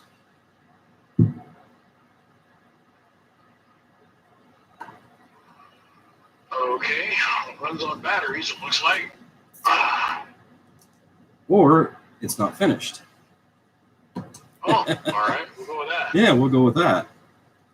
No, actually, this is something that I started, and I was actually going to try to do this for Memorial Day weekend. My eyes just wouldn't let me. However, let's talk about that.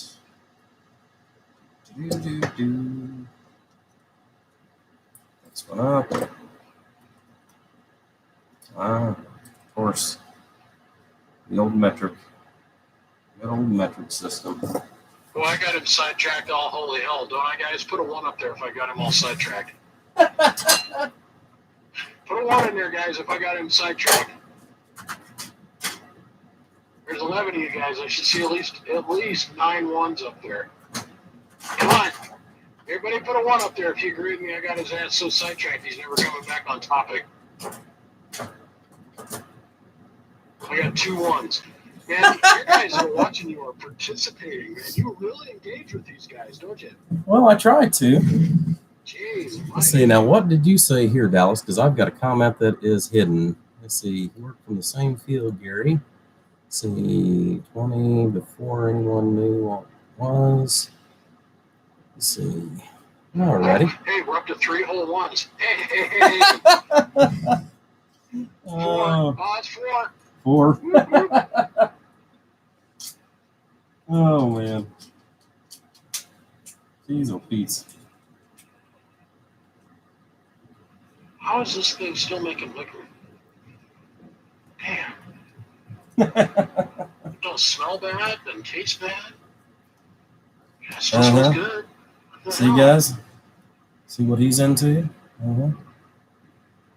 4 out of 10 people, because I'm one of them. So here, hold on. Yeah, hold my beer. Watch this. 1. 1. Enter.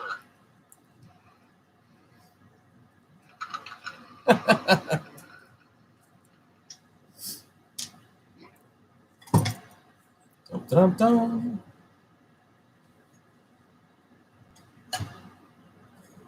Oh man, for some reason it took me all the way back to your live stream. I'm like, Jesus, what? The beginning of it. Oh, look at that. Yeah. Aw, that's so cute. It's a 1 pill. I'll cook eggs on that thing. Yeah. Yeah, you should be able to. Yep. But Bring it a little closer to the camera. it's also got a copper spreader in it too. And bring it up closer to the camera.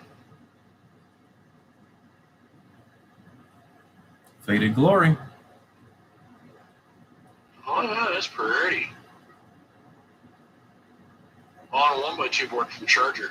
Yeah, it's And almost. You can spray paint the board any color you want. Just hold the soldering iron there for a second. It blows right through it. Isn't that nice? Exactly. Who did your Hydro dip? That's actually one I did about 4 years ago, where Hydro dip didn't take off. You know, I just sold all the stuff and just kind of forgot about it. However, the guy that actually if you want to made get back into hydro dipping, I'll get you in with a couple guys, and you'll be doing radio faceplates, knobs, and freaking brackets till you're tired of looking at them. well, actually, that is something that Steve over at CPC is getting ready to fire up here by the end of this summer. And for one of the No, we need a radio guy. Yeah. That's pretty, Mark. You Thank can you. put that down. Everybody's done drooling over it now. Well, I've actually got this one. This one is a one-off, you know, just because of the cabinet it's in. It's the only one that'll ever be built in this cabinet. The reason why is because I've got 6 more that is in a similar cabinet that's a little different. And, you know, I went ahead and pre-ordered 6 of those. They're actually in right now. This was just going to be a one-off. Like I said, I put a copper spreader underneath there since, you know, granted we do have a nice thick extruded piece of aluminum for a heat sink. But, again, you know, you're only going to be able to wick away so much heat. So that's the reason for, because the copper spreader is, what, maybe 2.5 by 3.5, something like that. Yeah, and it all comes down to how much you can radiate off into the atmosphere. Yes. Yes, it does. Well, Mark, I gotta run, my dad. It's 11:30. I gotta go to bed. I gotta get up here in a couple hours and start answering the phone again. Yeah. I've still got about another 3 hours before I go to bed. So, all right, big guy, you take care. Good luck on the recovery of the eyeballs, man. Well, thank you. Yeah. Hopefully, hopefully a little bit faster than what I, you know, I just wished it would be a little faster than what I'm hoping on. But you know, like I said, the mid-range, I'm great. You know, I'm ready to go to the range for the mid-range, but it's just this up close. Again, though. Yeah, well, I am too. I'm definitely glad to be back out here for a change. So, all right, buddy. Well, you take Bud, care. Have a good night, and the rest of the other 10 people watching, you guys be good as well. All right. And yes, that includes you too, Fat Cat. I know you're out there hiding. I'll see you guys. Have a good night. All right, buddy. Bye-bye. Later, Mark. Bye-bye. Later. uh, it's always a hoot when he gets on there.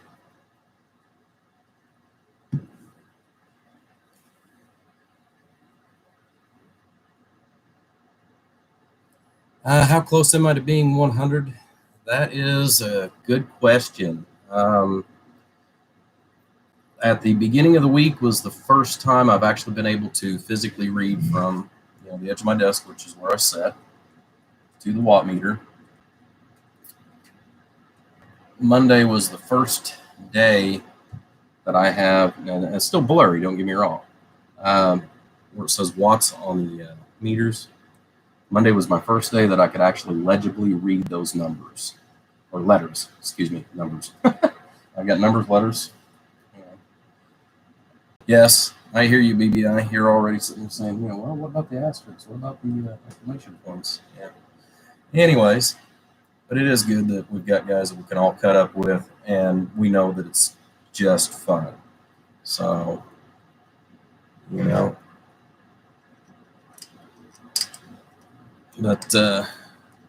yeah, like I said, it's been a progress.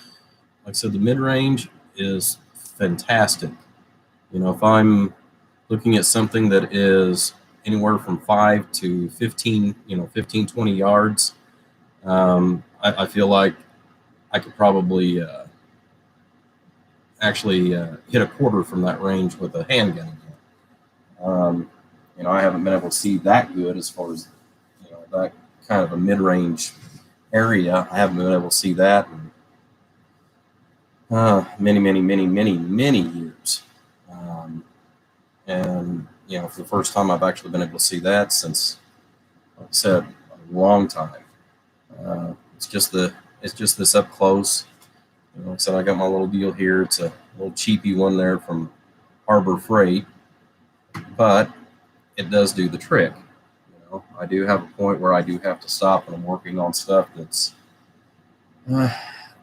really small in size, like, for example, the capacitors and stuff. Whenever you're dealing with the chipsets on the SMDs. So that's something that I'll probably get finished up on my next weekend off, where I've had plenty of sleep and able to use this and things not get fuzzy and blurry and stuff like that. One of the other things too, and find it here. I even kept the box. I don't see it. Anyways, I've got eye drops like this that I still use on a daily basis. But I've actually got one that I really had to laugh, because how many times have we all made comments about blinker fluid? And that's the name on it, is blinker fluid. And it's like, really? That's what it is. It's blinker fluid. But it's still just the name of it. I thought was kind of funny. And again, speaking of Steve from CPC, I don't know if you guys have kind of noticed, and it kind of goes with the whole thing where I've made some major changes as far as this year and going into,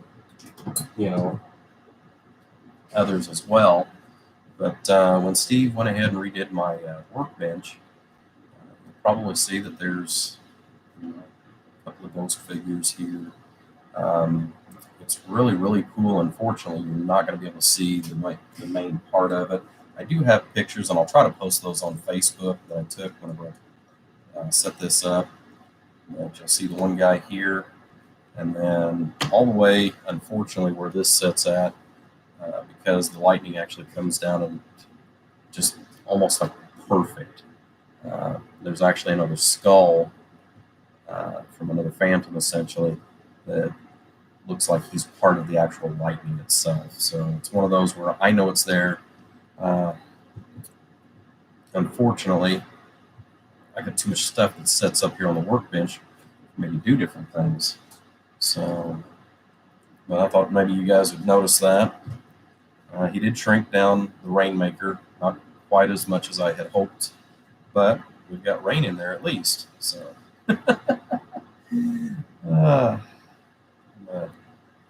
Yeah, today's been a good day. I got to talk to Luke.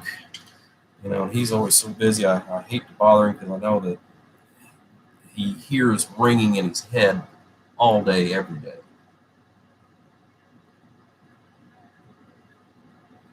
So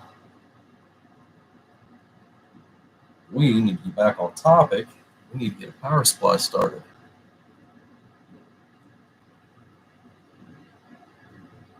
So,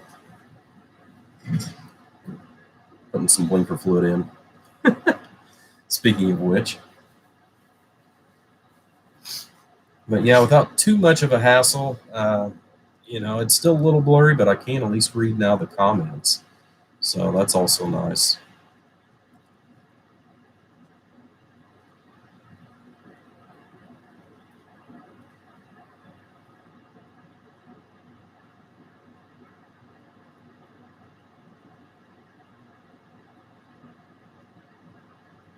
Well, thank you for the comment, or for the compliment there, Gary. I appreciate that.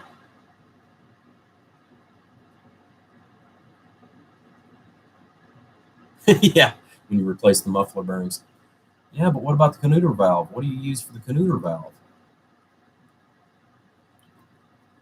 Oh, speaking of which, another thing, which I'm surprised 476 didn't pop in there yet, because I know he works late. I've already got this already made up for him for his live feeds that we're going to actually mount into the back of the radio. I want to get some of the other stuff taken care of before I actually mount this, because I know where I want to drill the hole, but we've also got some other modifications it's going to be doing to this. I'm sure you guys have noticed as far as this year, I started last year as far as towards the end, and it's pretty well stayed there this year, where, I am trying to get away from doing so much radio stuff as far as radios themselves. It's not the fact that I don't enjoy doing it. I am planning on ever completely quitting working on the actual radios.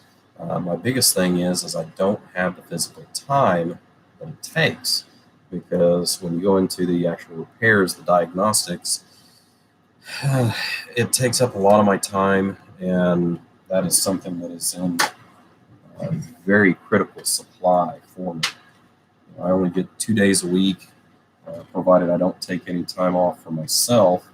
I only get 2 days every other week that I can devote to being physically here in the shop all the time. So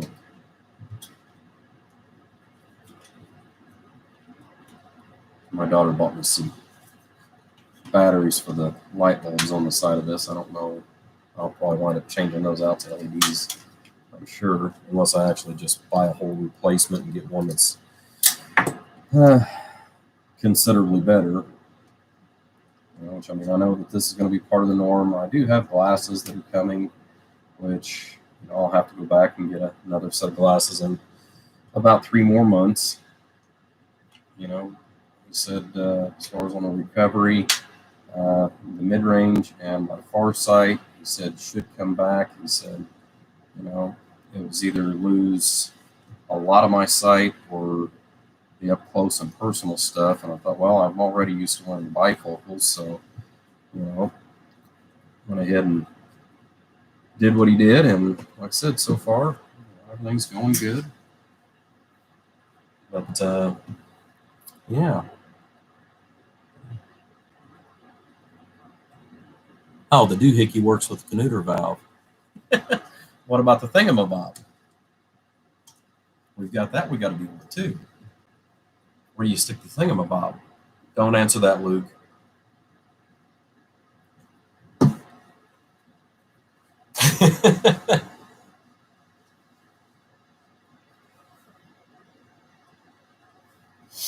Oh, man.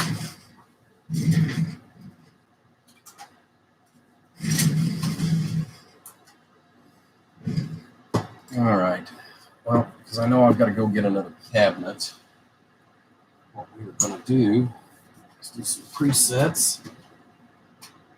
So as I find where I put my dad elastic cable.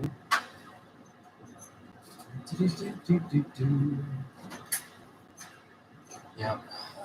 What I was using here the other day, or I should say the other day, but what I had been using It was only about roughly about a 2 amp current draw. So I wanted something that actually had a little more drain on it. Just for stretch. Thingamajig, yeah.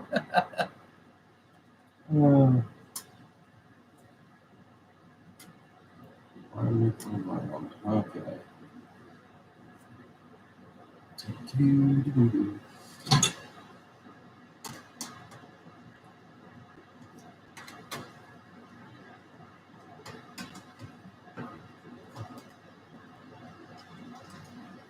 Yeah, power supplies actually are one of the few things that I really do enjoy. I mean, it's a simple project, but at the same time, I do enjoy it just because every time I turn around,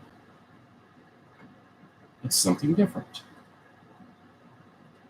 Of course, you guys have probably already seen some of the other cabinets, which I've got a 200 amp Meanwell power supply build that I'm going to be doing. Try to get some measurements on some others that they've got and see what I can still fit in that cabinet. So it's only 115.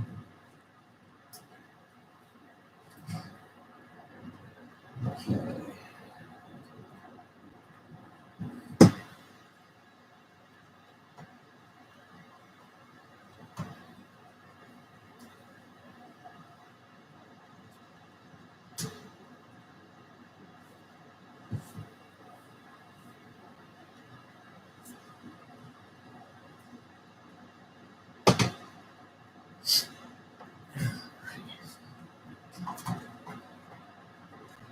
Move some stuff around.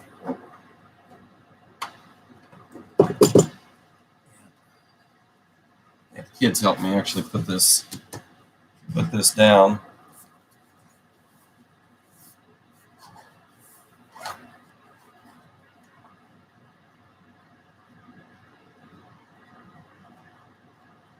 All right, Dallas, will you take care, buddy? Like I said, I'm sorry that it's been as late as what it was. I planned on getting out here a little sooner and maybe doing a couple of different feeds today. It's just time kind of got away from me, and then I went and got me some food and all that good stuff. Let's see what we got here.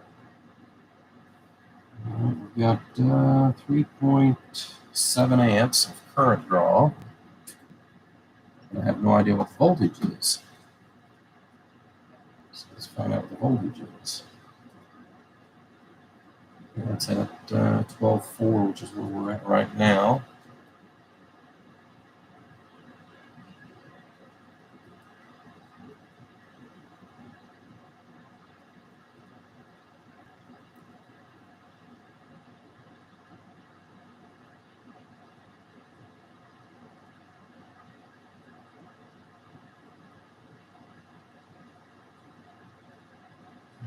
So there's 14.5. We're going to let it do its thing here for a minute. Shut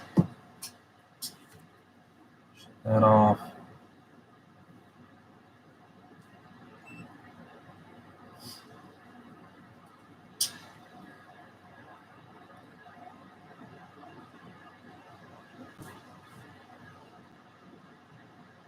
And we're down to 3.9.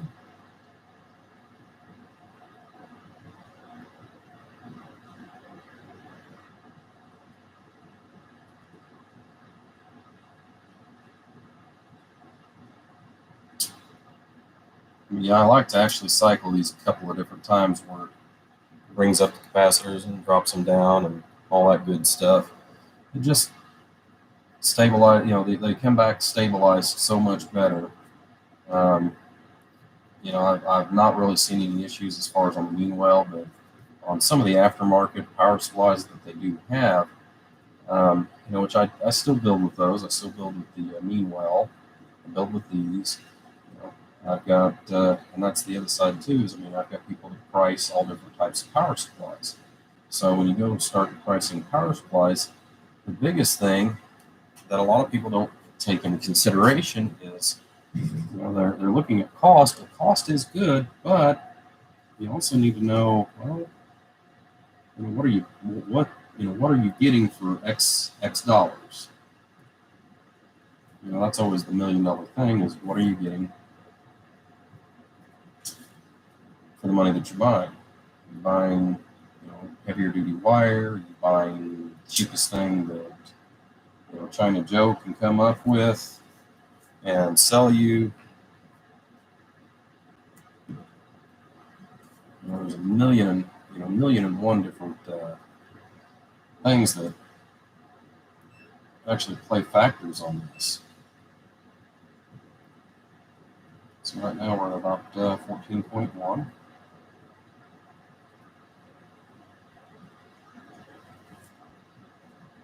The wires aren't getting hot. These are 25-watt resistors that I've got stacked. I just made this out of complete scrap that I had laying around. Let's see here.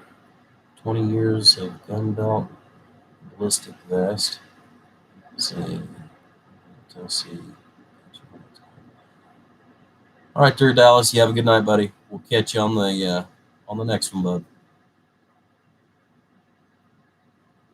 Yep, hope everything goes good as far as when you're back.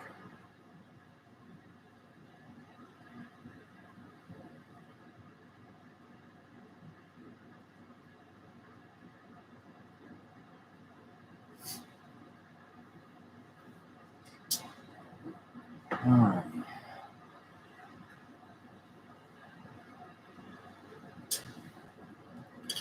It's been cycled a few times. We know it's ran for a little bit. The only thing that I haven't ever done is actually put a timer on this.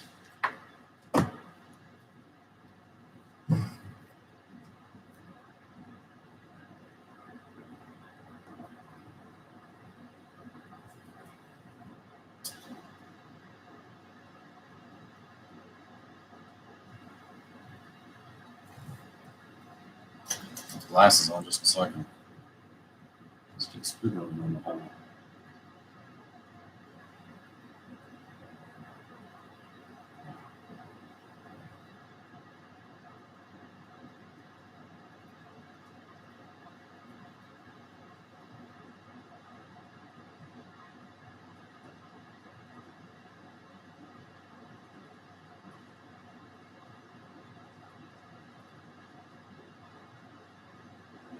Just a little more.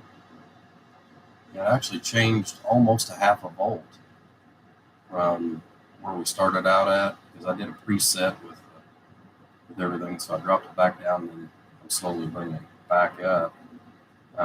We had 14, I set it at 14.5-ish, and it was at 14.9 something or another.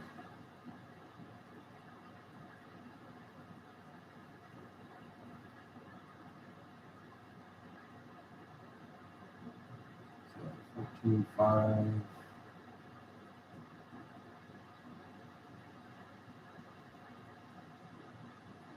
Five. Okay.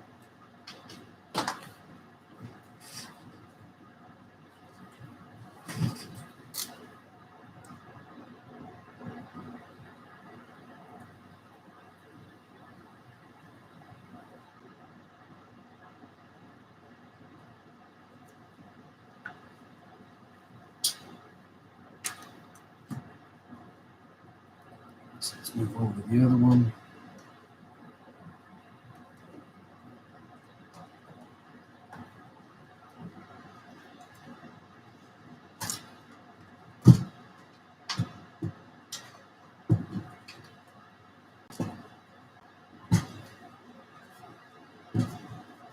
And it's crazy whenever you order these damn modules, because I'll order them one time and they've got them already pre-switched to 115. The next time they're 220 or 230 or whatever the markings are. It's never the same twice.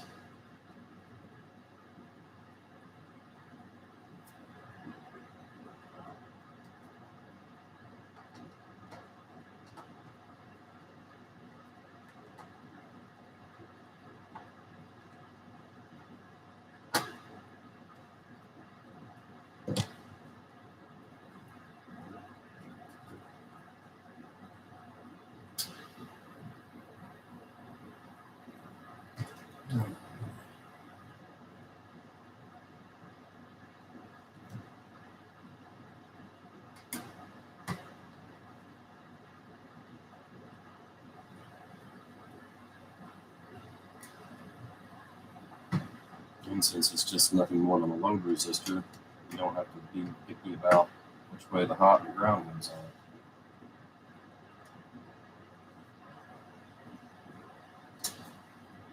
on. Okay. What do we got here? I think if it comes back.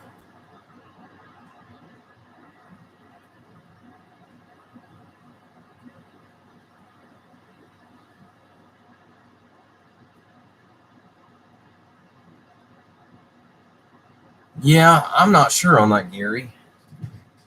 I do have some stock on radios, and mine is based on what I pay for it. Now, the only thing that I have in stock right now, the radio was shipped into me, because I've even told people where I don't buy enough physical stock for radios. It's very hard for me to get a good price, where I can, or a competitive price. I'm usually within, I can usually get within at least $20 of what most people can, but again, I just don't order enough. If I was ordering, a dozen radios at a time, even in a mixed match configuration, I can be able to be or stay competitive. That's just a lot of money to sit here on the shelf. And then this year, I've spent out quite a bit of money just to order some of the cabinets, like the little 14-volt power supply that you just seen. Really love the cabinet, love all the features that it's got. It's definitely going to be one that where it's got a hiccup circuit in it. So if you have a huge current draw, it's going to check to make sure that everything's fine, and then it'll apply the power to it. So it's got that. It's got overcurrent, undercurrent, over voltage, under voltage, and short circuit. So there's a lot that goes into those little LRS power supply modules that I've got, and they're quite impressive for what they are. But even at that, they've got their own special place. But I've got people that would love to have something small like what I just showed everybody. I am going to go ahead and order probably one more different type of mean-well power supply and see whether or not I can get 100 amps into that. Had I thought about it before I ordered it, which I've got what, 5? Yeah, I got 5 cabinets just like that one. I've got 5 left. So when I get down to about 2 or 3, that cabinet is one of them that I'm actually going to have made just slightly bigger for my needs. And I know that at that point, I know I'll be able to fit a couple different variations of projects into it. That one I was actually building completely out of my head whenever I gave them the dimensions and where I wanted everything. So. But it won't be a big deal. Okay. Now let's see where we're at on the voltage. Get this marked. Okay, we're still running at 12.4. Let's see what kind of current draw that we got at 12.4.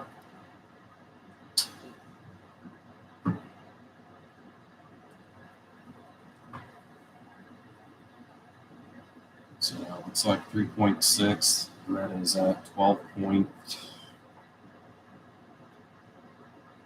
Bring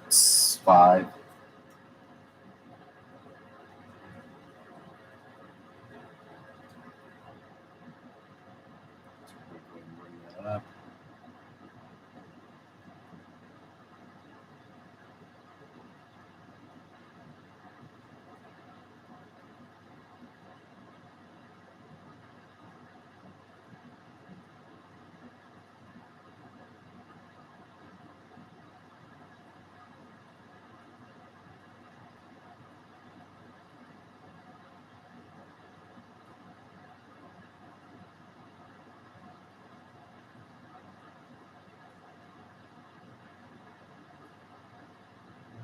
14.51.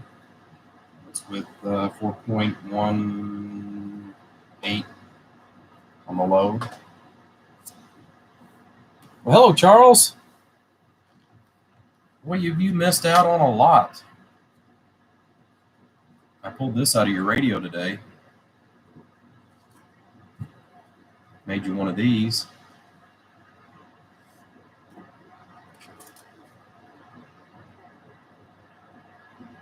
You already know what's in place of that.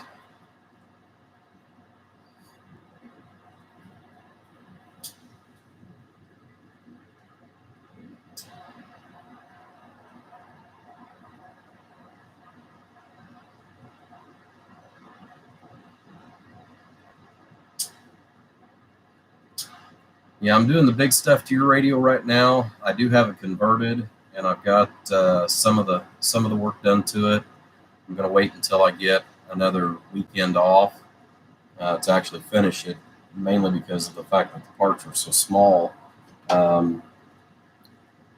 This helps out a lot, but it's still not quite clear enough yet.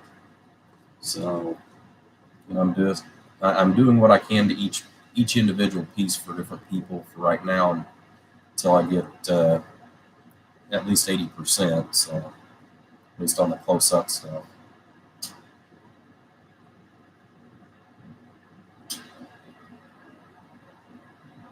So right now we're just presetting some modules.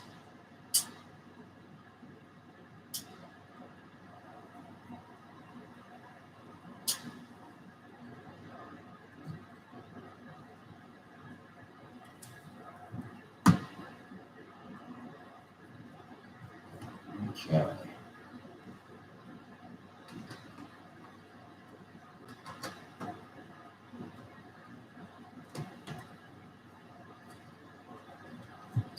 Load out of there.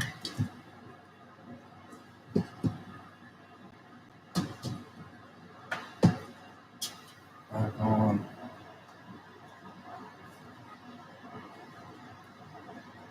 Okay. I don't want to change like 10 volt.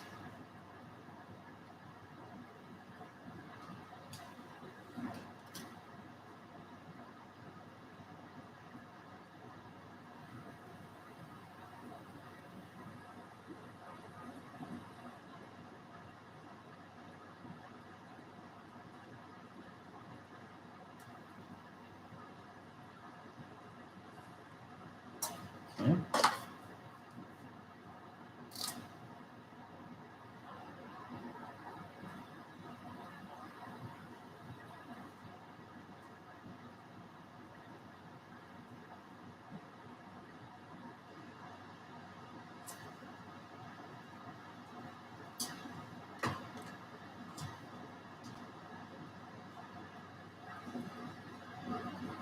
You guys are getting quiet again. Might have to call Luke up again. Get him back on here.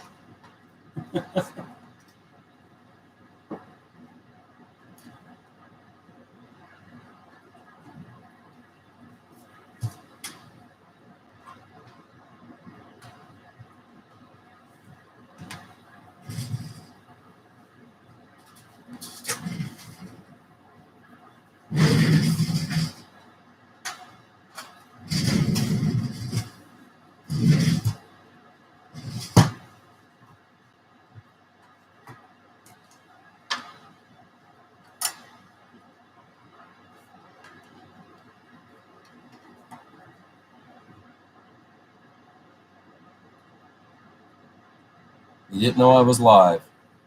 Shoot, as late as what it is, you should have known. You're listening and shopping. That's a dangerous combination. It's hard telling what you might wind up shopping for.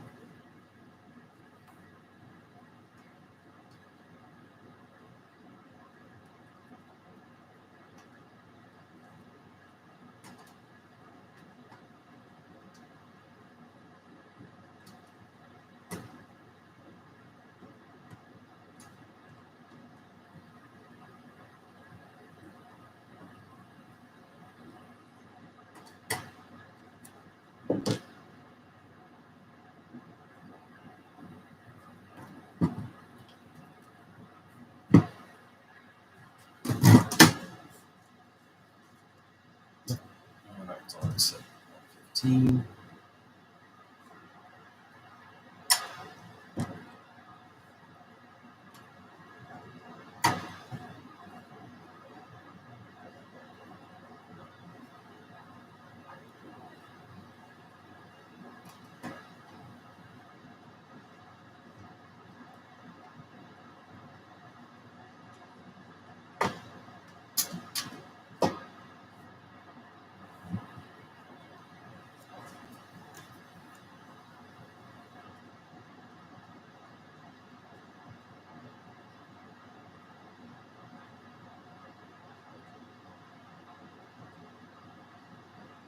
Technically, it's her fault.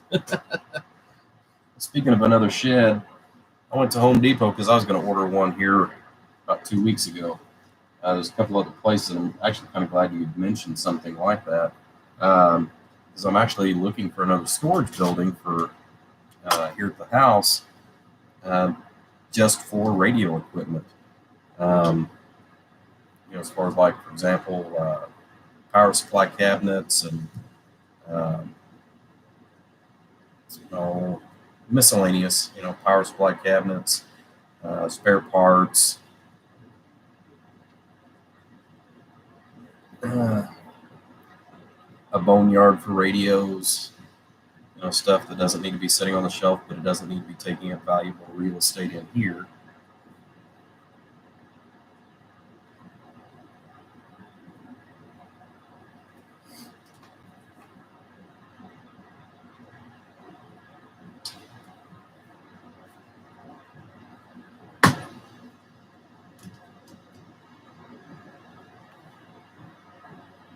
And 4.05, 4. This one must be set fairly high then, though. 4.6.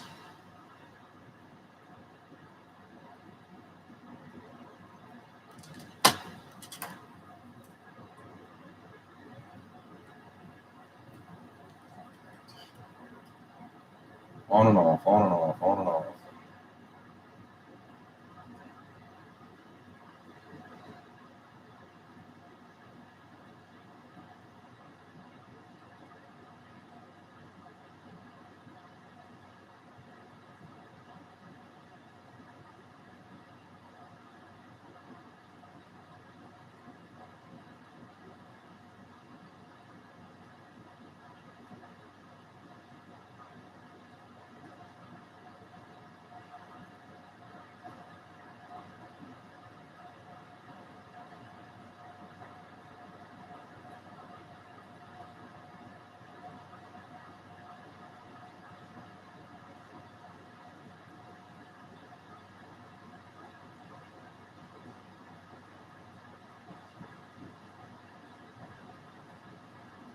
There we go.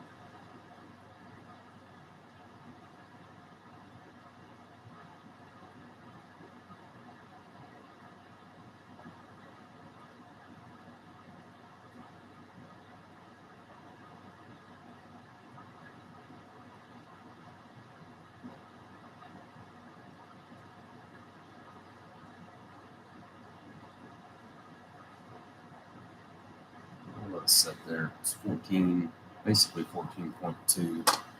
I'll let it sit there and run for just a few.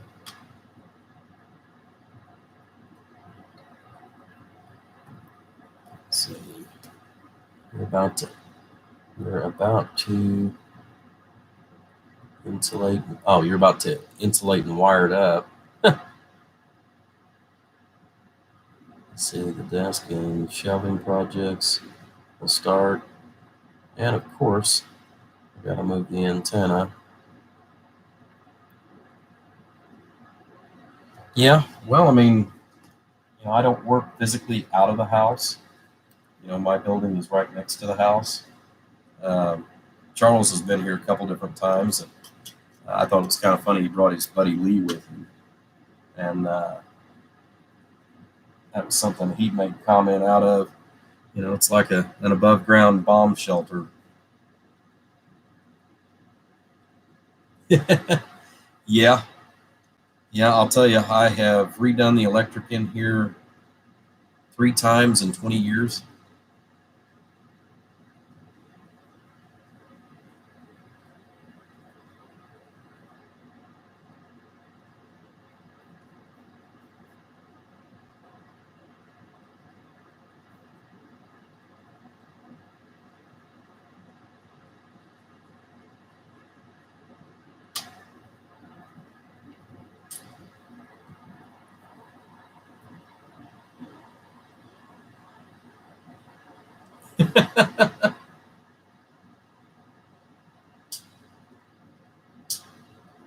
You know, sadly, I've actually considered that, believe it or not, as far as running a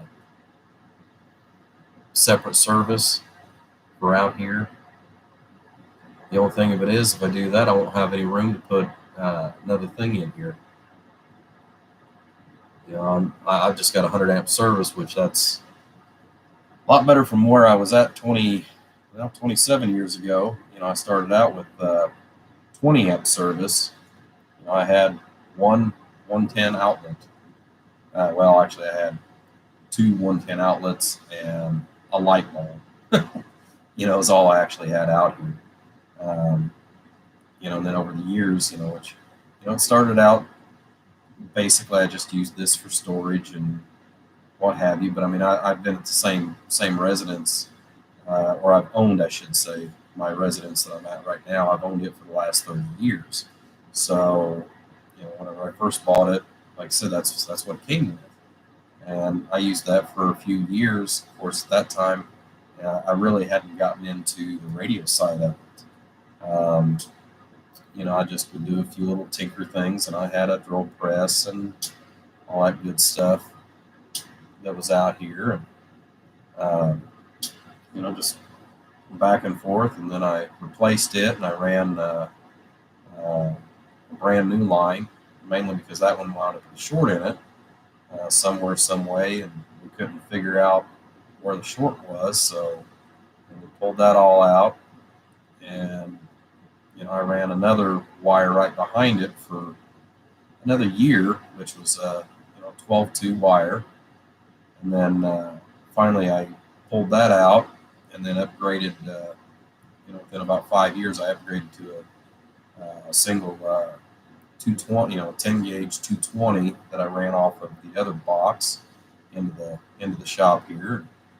And then I started having electrical on both sides of the building and all that, and you know, then that got bumped up a little bit more, and then I replaced it, and now I'm up to the 100 amp service, just to be able to accommodate what I'm working on at this present time. So, you know, whenever I put the 100 amp service in, money was actually pretty tight. That's the reason why I didn't automatically just jump up to a 200 amp service out here. But I really don't feel like I need that much. You know, although I'm looking at getting into some other, you know, different types of projects, you know, that is going to require a little more power. I think I'll still be okay.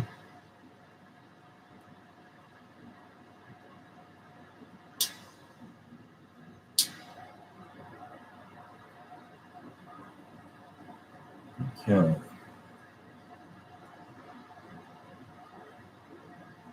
You want a 300 amp? I could just about use a 300 amp just for my house.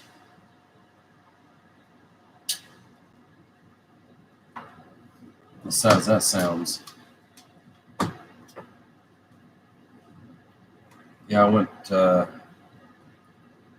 last month. I went down and visited my buddy Carl, and went over to his house, and we got to talking, and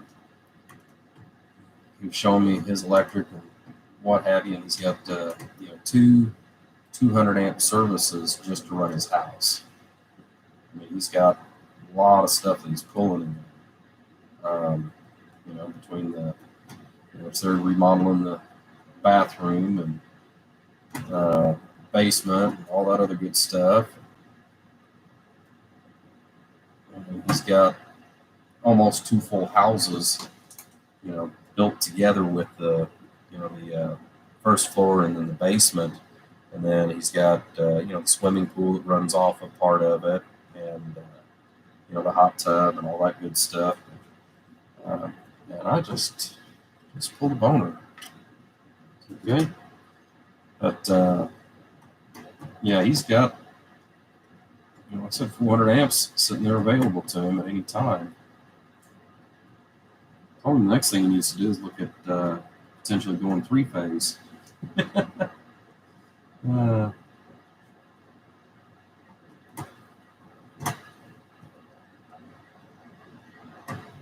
But he doesn't get into some of the stuff that I get into anymore.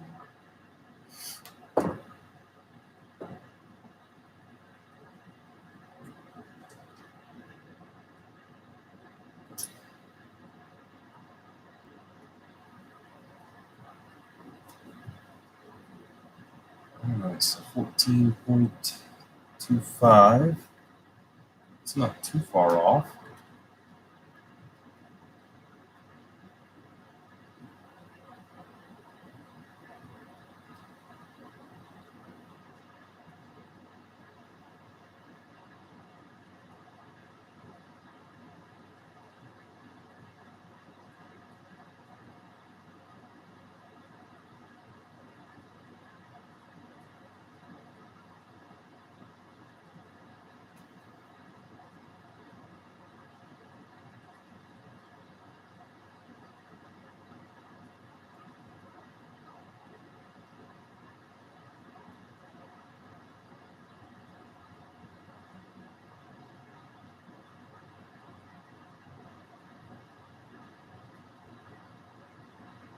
Just a little more.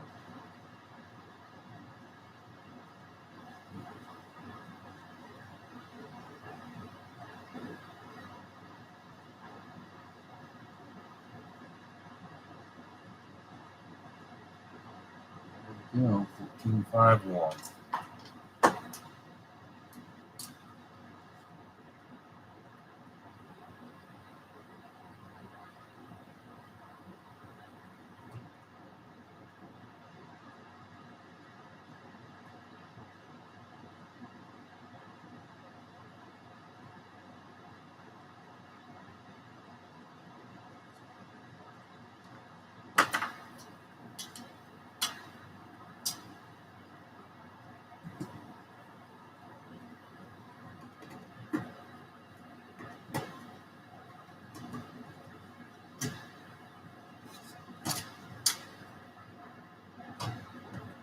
Yeah, Charles, just hang in there with me, big guy. Like I said, I should have a weekend off here in about 2 more weeks.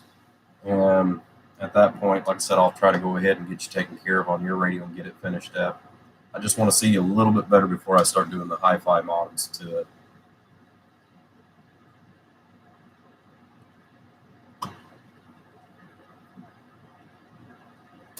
Yeah, 300 amps separate from the house. Yeah.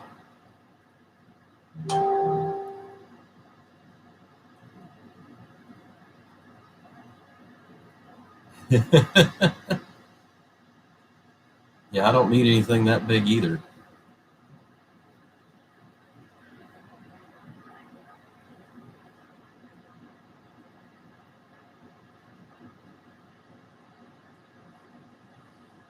Yeah, about 1,500 watts is about all I require for having fun out here.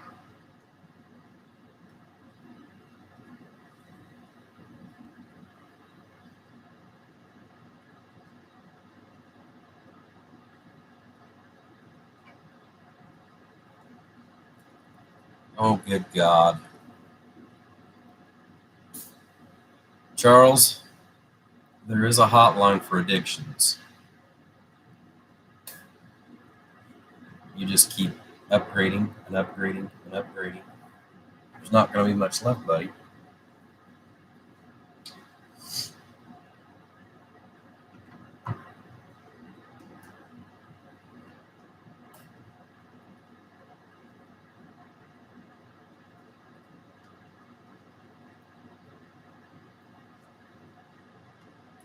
What you got sitting on that shelf and under the shelf, between amps, power supplies, and radios, you do realize that you have exceeded the value of your boat that you drive, right? You know that, right?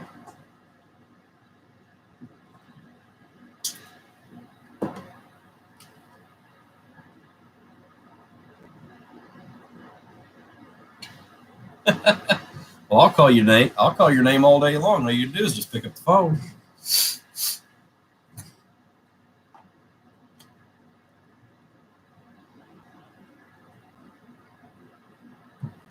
Hell, if you want, I'll call you Bill, Greg, George, Ford, Fred. Well, that's cheap.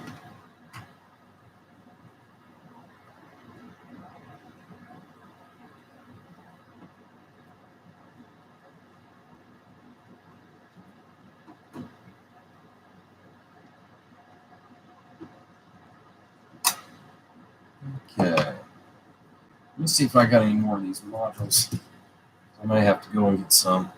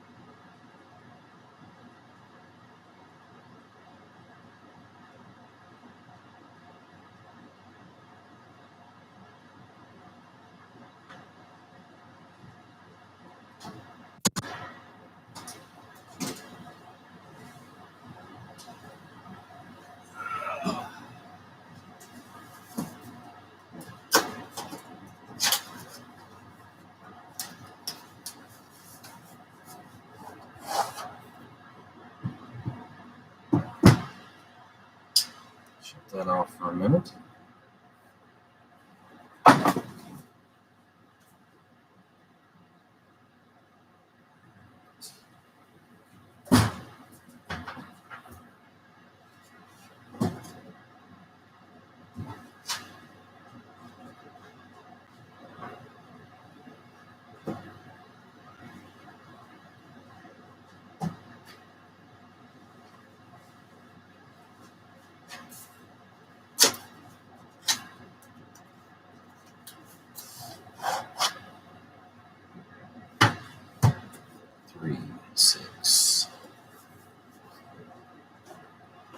I've got a crap load boxes to get rid of.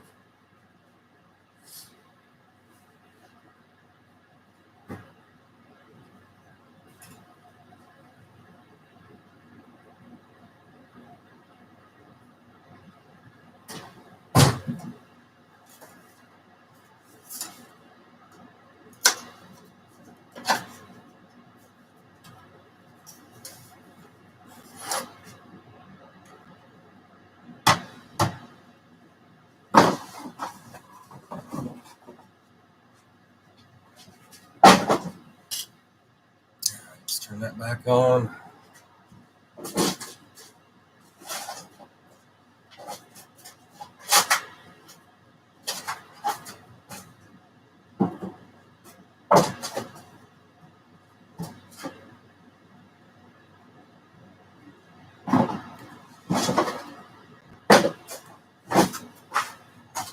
Just pushing some of these boxes down here real quick so I can actually walk in here.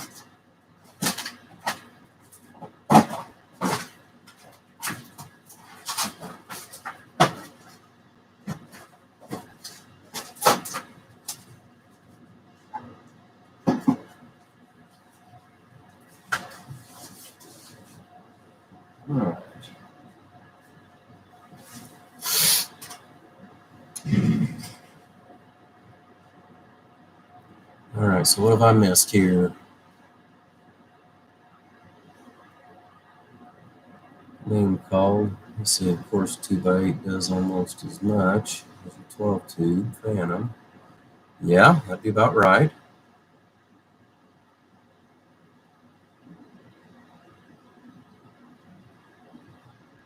Let's see.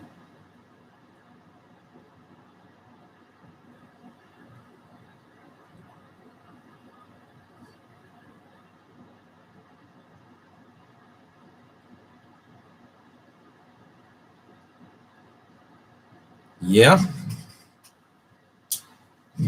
I've actually considered that myself. As far as looking into some of the steel tubes, and that's something else that I may get into eventually. Let's kind of see. This is pulling here.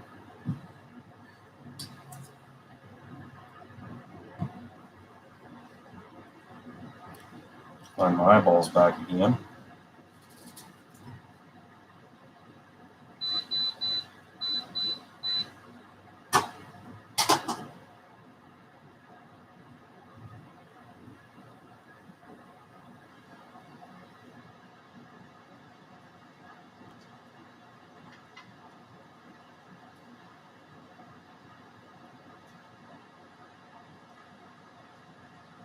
That's a little too hot.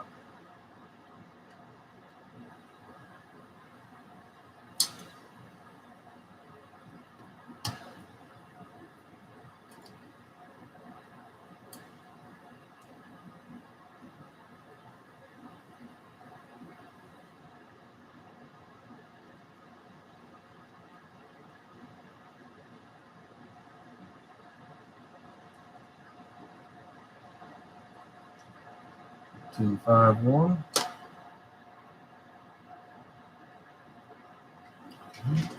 Sit there and do its little magic, and then we'll come back.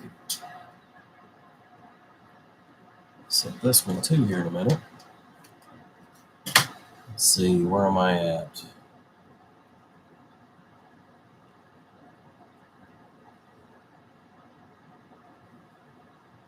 All right. Well, I haven't lost you as far as where I'm at now, so we're up to Gary.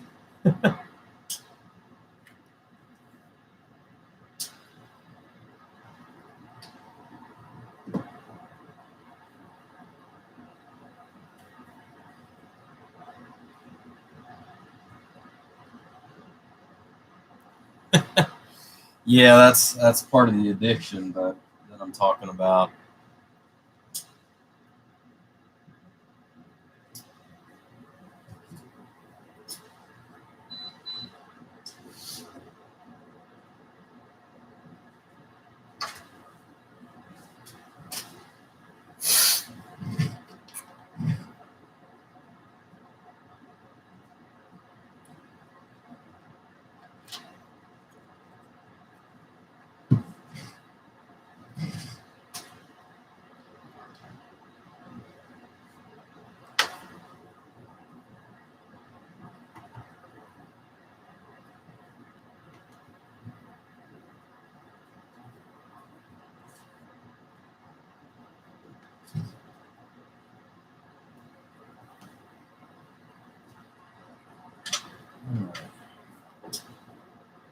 Shut that off, and we're going to go ahead and weed it down real quick and then turn it back on.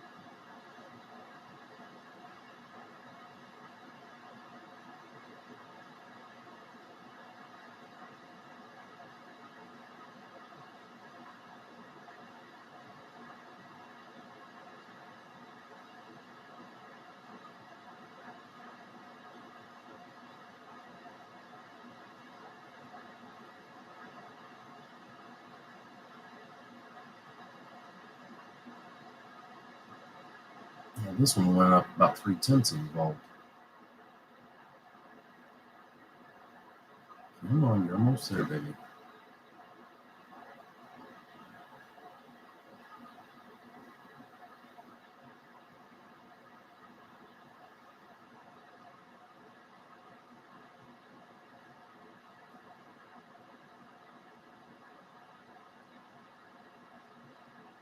There we are.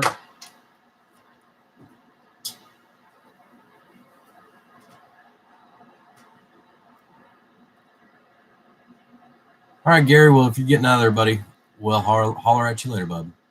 Glad you popped in there. Projects to do before we go to work, yeah. I don't have to worry about that anymore. Of course, I do have projects, but not any of the honeydew lists.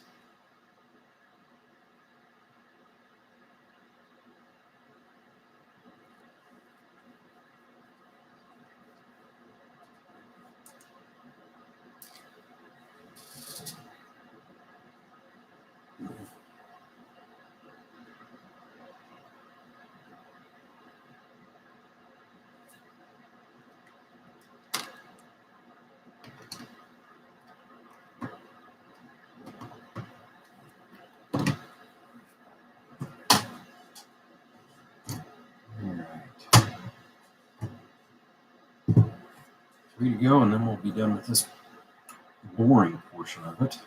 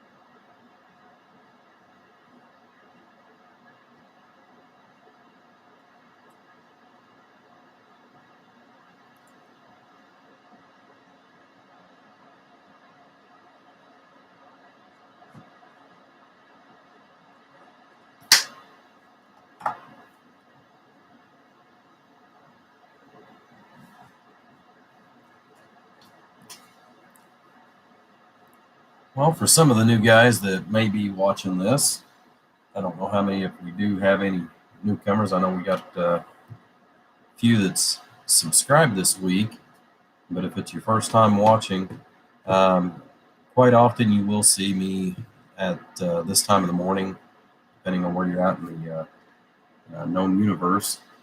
But you will actually see a lot of feeds anywhere from about 9 o'clock Central Time, from 9 to 4 a.m. in the morning. A lot of it's the fact that I work night shift, so I stay on my same regular work schedule. You will see stuff sometimes in the mid-afternoons from time to time, but oftentimes I will be out here incredibly late.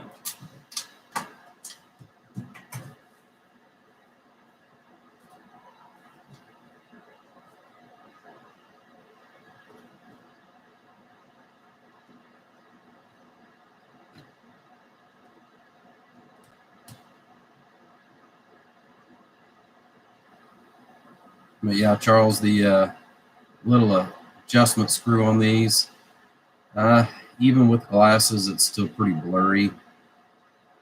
I'll Couldn't have done that again if I had to. I just gave it a twist.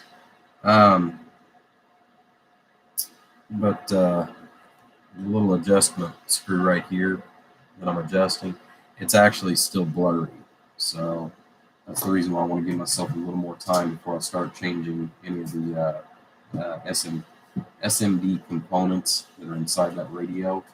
Let's go ahead and get your hi-fi. Another thing too, and I'll probably get with you tomorrow because I know I've got a lot going on, but I'll probably get with you tomorrow. I see one thing that may or may not be an issue, and I'll discuss that as far as with one of the modifications I wanted to have done.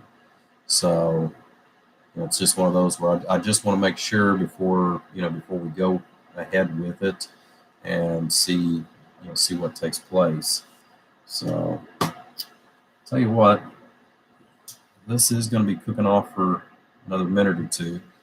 You guys want to see another neat little project as far as moving forward into some different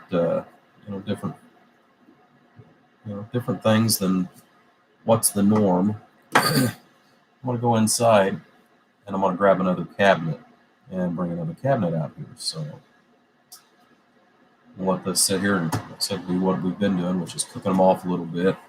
Like I said, we're only running about roughly a little over a 4-amp load on each module, and that's just to kind of break in, not just the capacitors, but also there is a toroid type transformer essentially that's being used in here during the fluxing, and oftentimes that actually needs to be used just a little bit more to go ahead and get everything to settle in as far as on your voltage.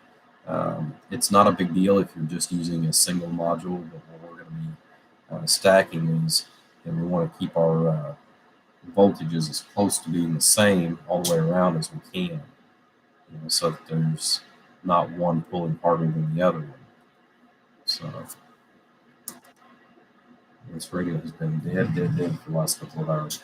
All right, give me just another minute. I'm going to go grab one.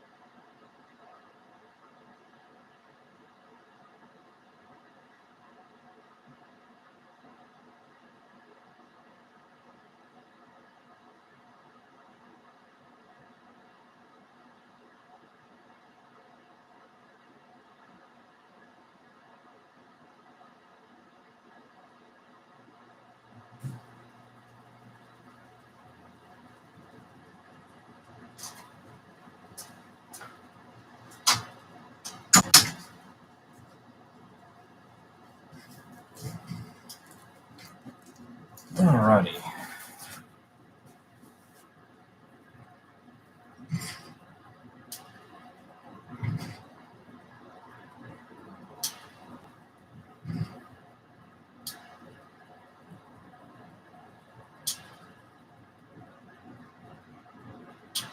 Right now I'm just cycling it on and off a couple of different times too.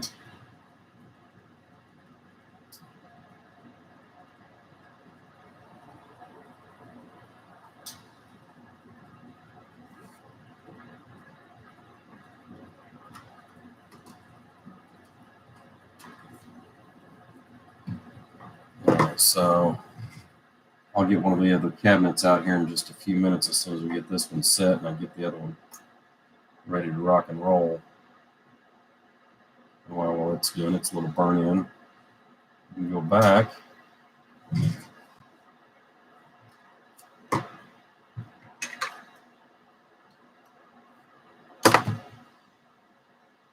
And that one's beautiful. I ain't even going to have to touch it. Let's go at 14.51.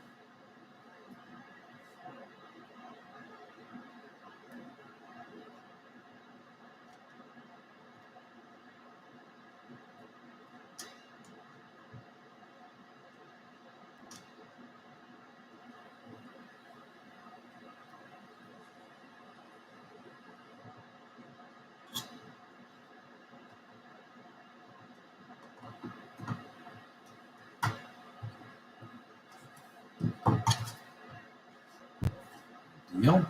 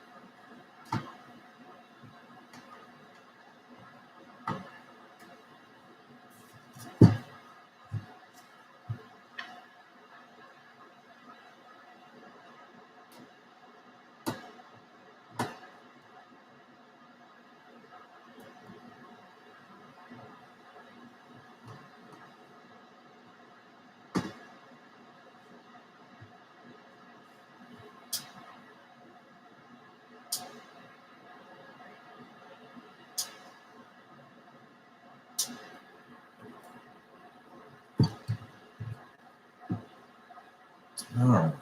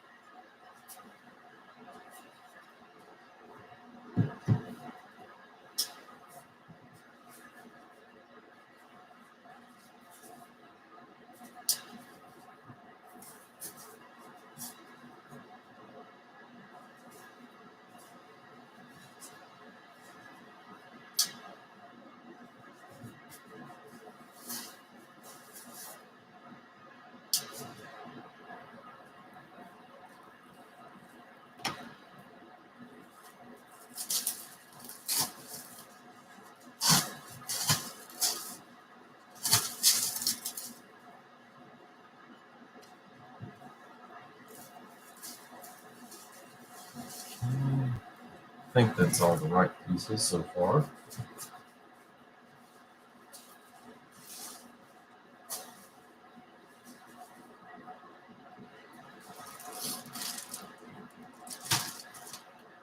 Bag of goodies.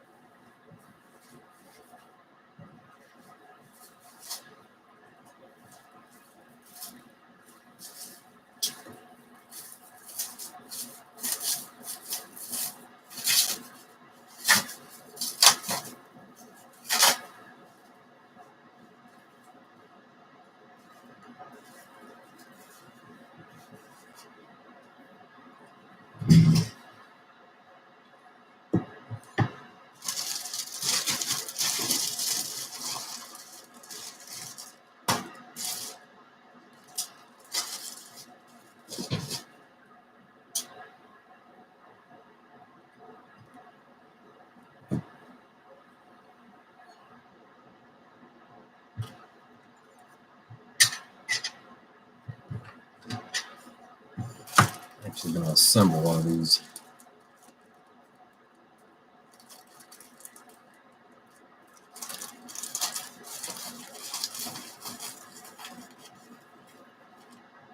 Well, Charles, you've already missed out on it, buddy, but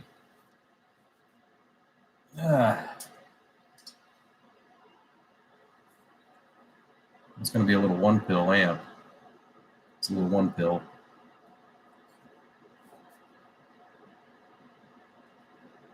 Oh, already put the screws in the back. But figured you'd kind of like that.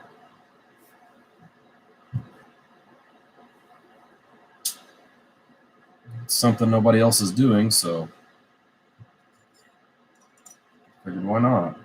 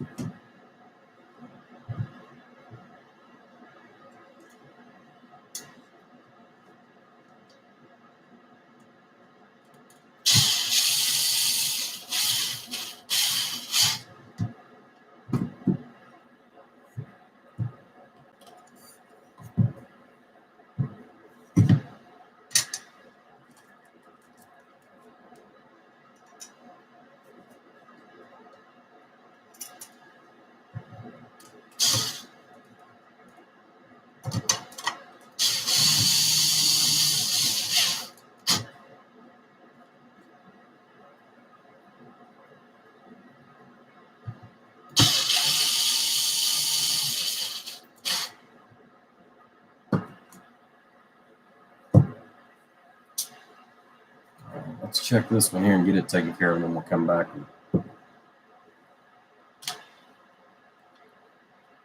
keep going from there.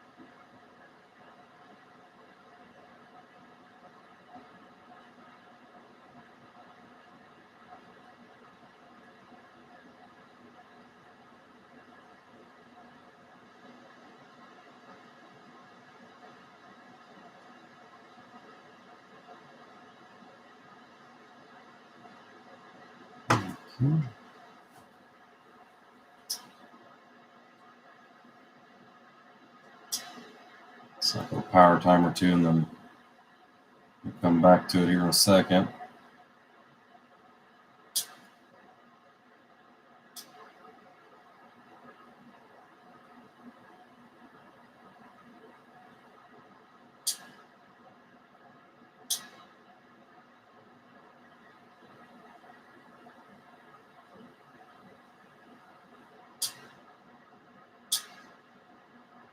Okay.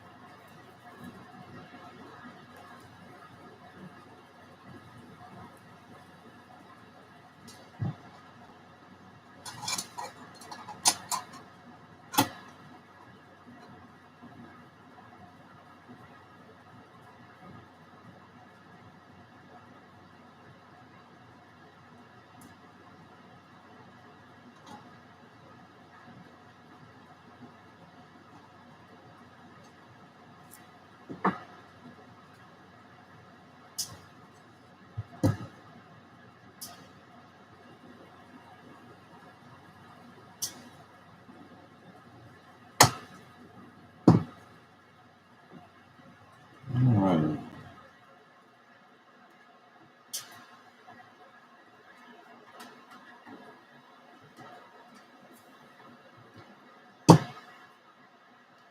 It's getting a little warm.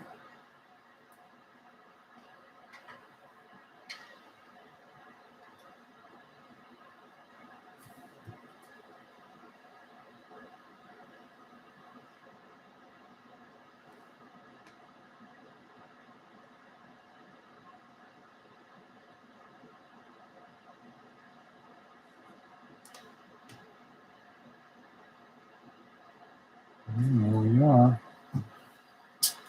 1051.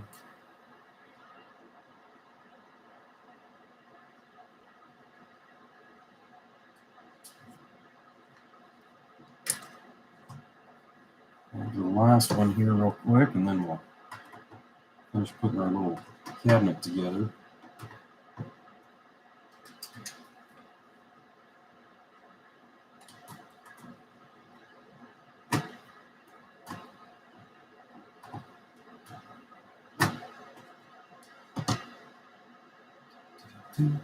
Do.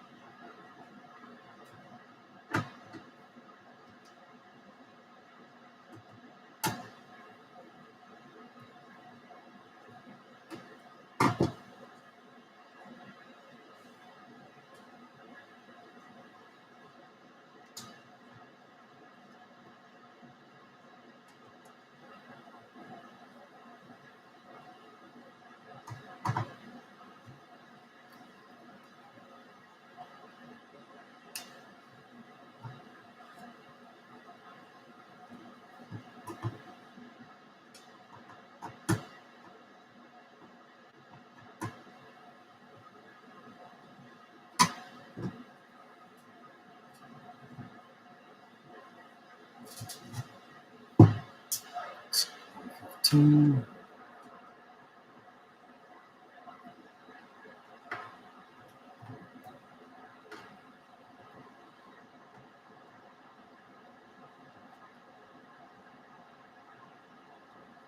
Yeah, they set these at roughly all about 12, anywhere from 12 to 12.5 is what I've been seeing most of these modules typically come in at, preset from the factory. You know, which we run a lot hotter, obviously.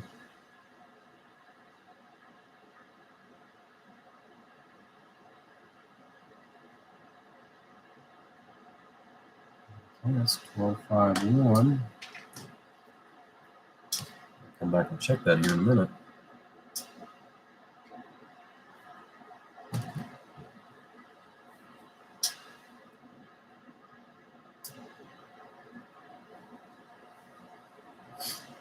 All right.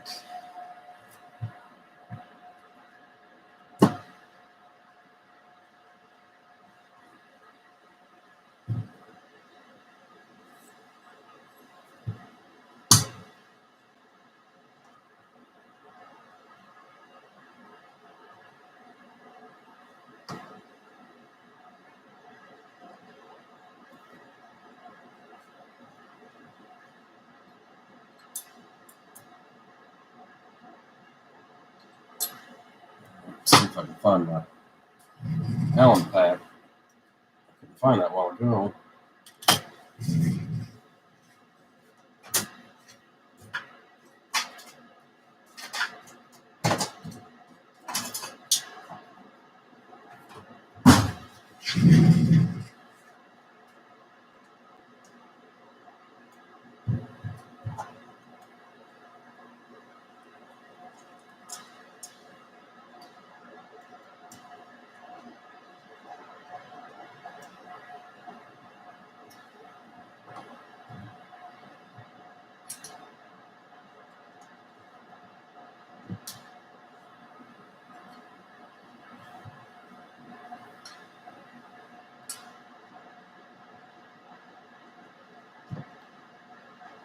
I've intentionally got the one side that I didn't put on it for a reason. The knob itself, I've got to modify it. It actually comes from the factory pre-cut like this.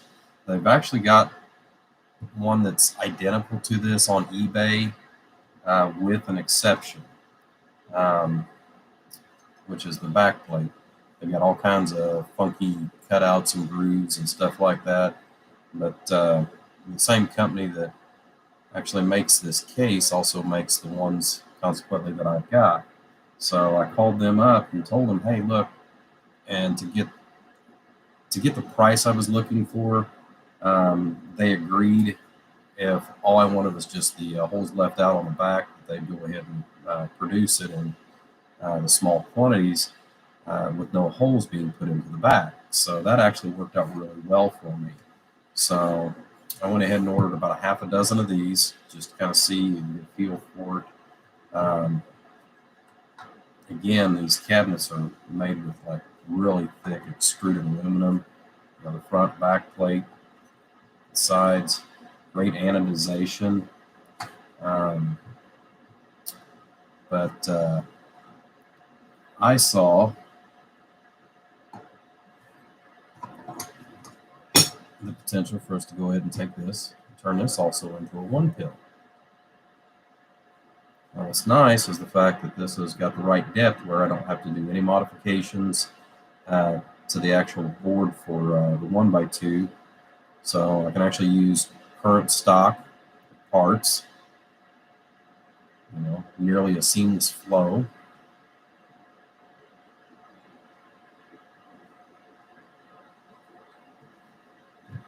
Hello, Rat. They're doing better. Doing better. Not quite to par yet, but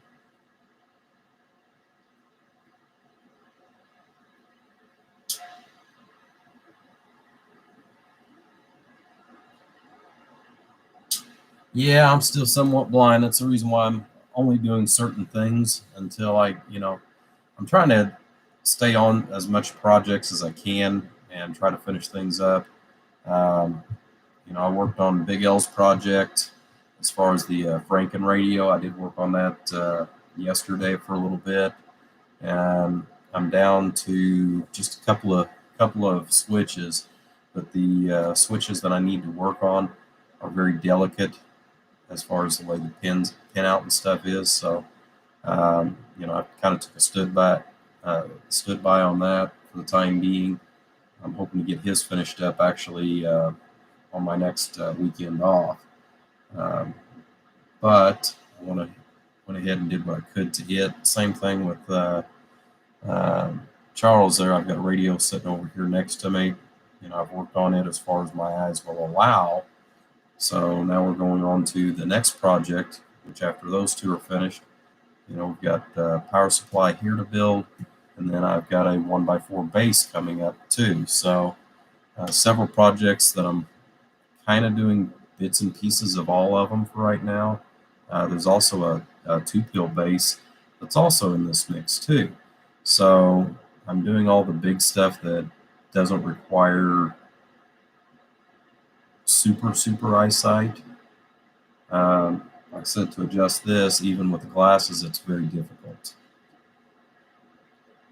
Thankfully my voltmeter that sits up above here, it's got a nice big display on it, so I don't have a problem seeing that at my distance.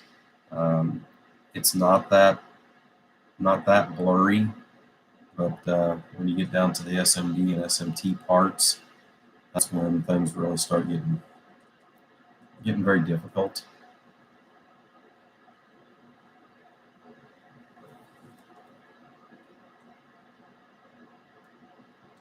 So we're getting there. It's just slower than what I'd like.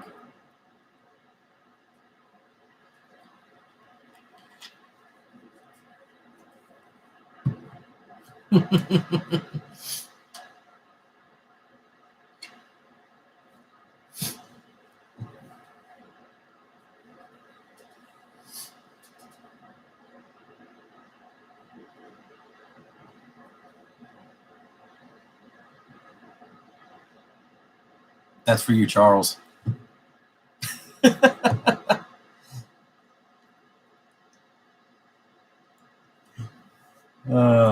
But yeah, like I said, it's getting better. Like I said, it really is.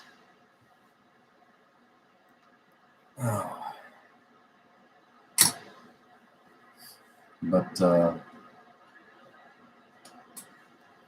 I said, I don't know if like I said, I know I don't sell a whole lot of 1-peel amplifiers. I'm going to try it. I'm going to put a set of 454s in this with the copper spreader, and I will probably take this one once I put a few transistors in it and get it all set up, and I'm going to send it to somebody. I haven't decided who, but I'm going to send it to somebody and let them actually run it that I know will be able to physically abuse it and see whether or not we can get enough heat drawn out of it, since it doesn't have it's not going to have a traditional style heat sink. So I want to go ahead and see, if I can get by with doing that with maybe a set of MRF 454s and something like that. If not, we're just going to stay with the route or direction that I'm going to go, which is, like I said, just a 1-peel. So, I know this is, like I said, isn't going to be for a big amp, but I think because of the anodization, the fact that we're using very thick extruded aluminum for the cabinet, and then, like I said, a copper heat sink that'll actually be underneath the transistor as well, that's going to be bolted to the cabinet. I'm pretty sure we're going to be all right as far as heat dissipation. So that's kind of the goal anyways. I just want to be able to kind of offer you guys something that not everybody has. So that's what I was after. I'd like to get into some other different type of cabinets, but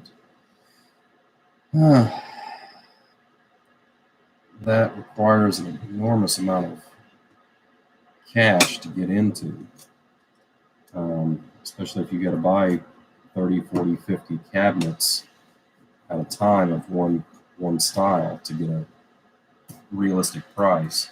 The extruded aluminum cabinets that I've ordered, they're not bad on price, but again, they are going to cost more than our traditional aluminum cabinets that we're used to getting now.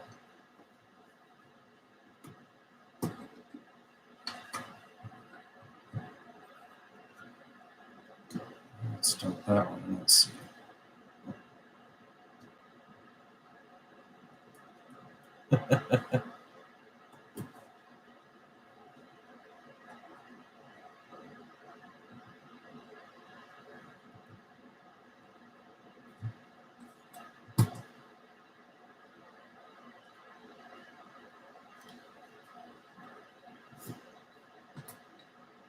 And the black on black, man, I'll tell you, that's a little difficult sometimes as far as seeing the screws.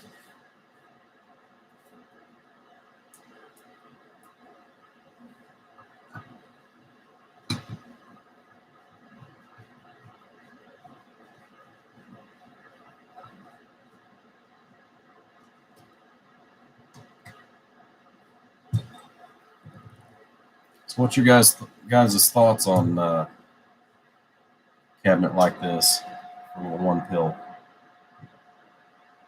I can actually get it in here.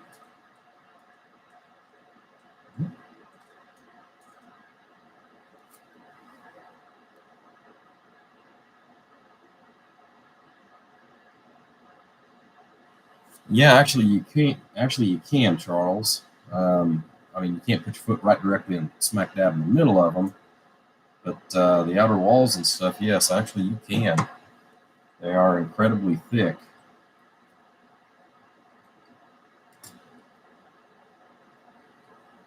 That LD Moss project is going to look really good in that cabinet, I think.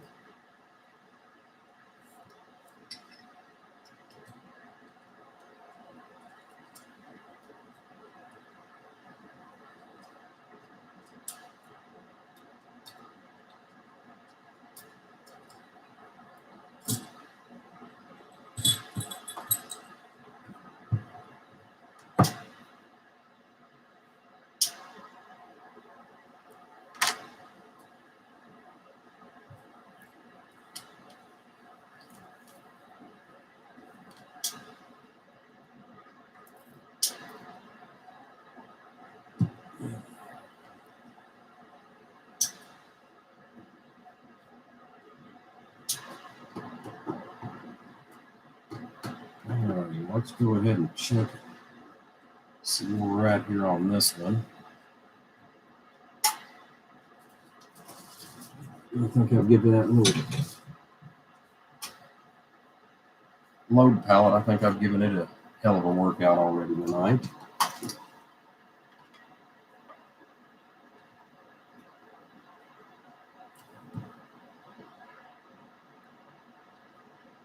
Two, 5, 1. And the third digit's moving a little bit, but it's right where it needs to be.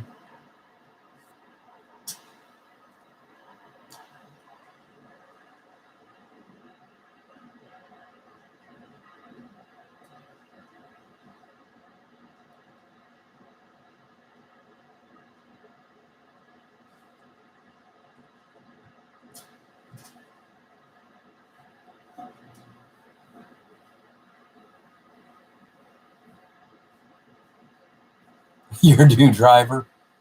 Oh my God. Well, I guess I get a thumbs up from Rat. That's good. Yeah, it's gonna be probably towards the end of the year before I actually get to the LD Moss project. Because I need to get everybody else caught up.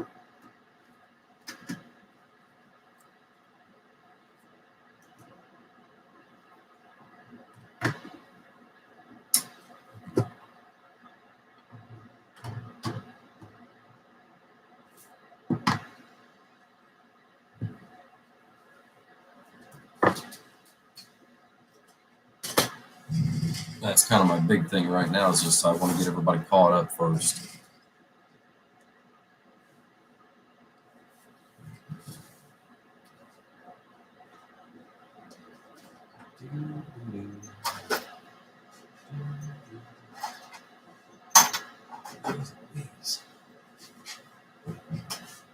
Got to order some more of these things.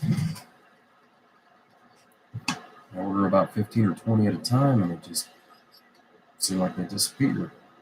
Okay, so that's going to go up a little bit. That's no problem.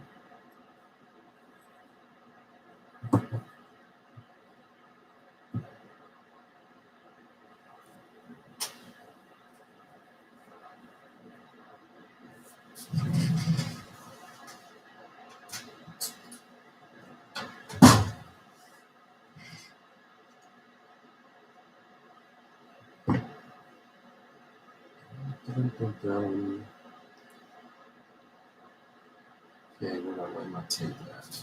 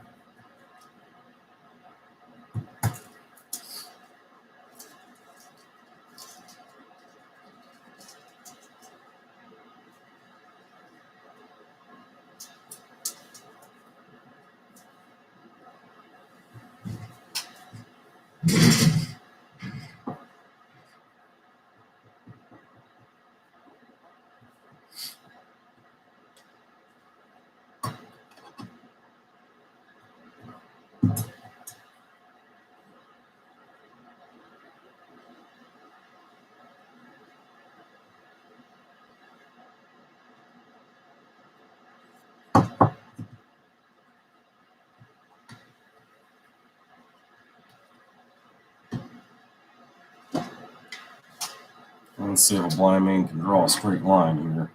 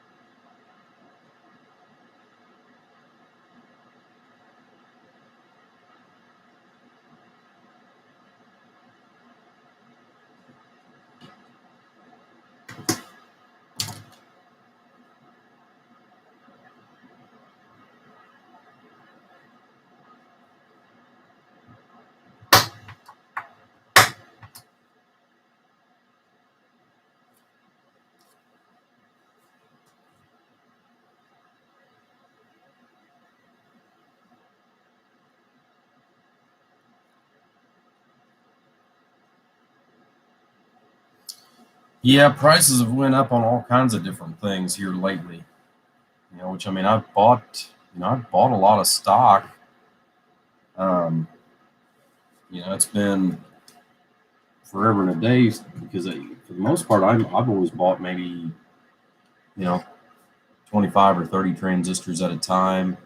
I mean, the biggest thing that we do most of the time is we've got anywhere from a 1 pill up to an 8 is very, very common for most people to have. Those are probably the most common used amps. Then you get into some of the bigger ones, but for the most part, I don't need a whole bunch at one time. But I bought 100 here this last go around. So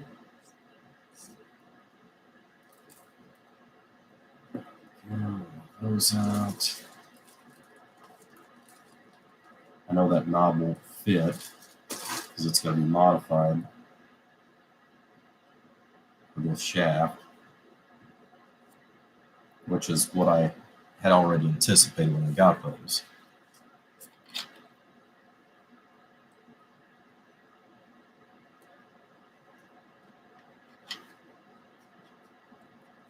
I don't know. I haven't talked to Early all this week. Well, I should say all this week, but any this weekend.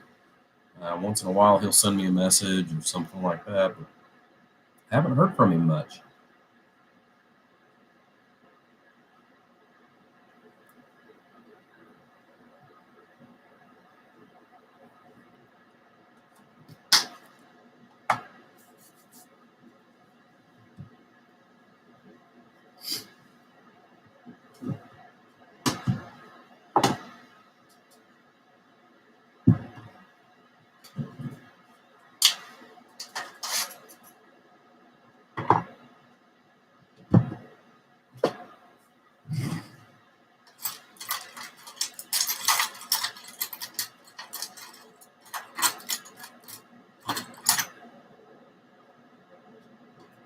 My damn glasses.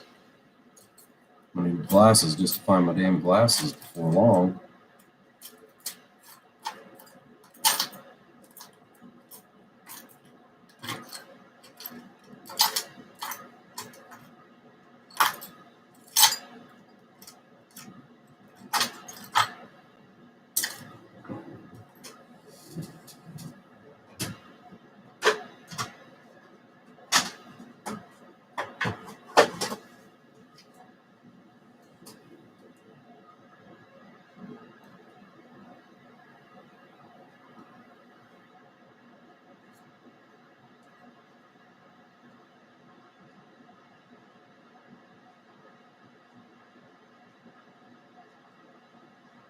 It's close, but I think.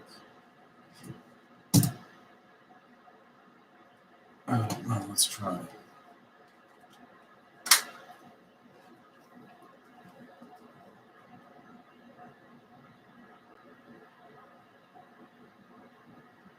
Nope, it's not the right size.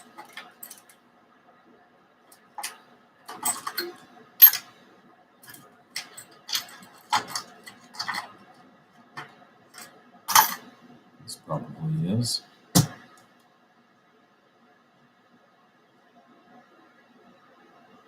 Yep. So yeah, so I've got a double magnifier there and the cheaters.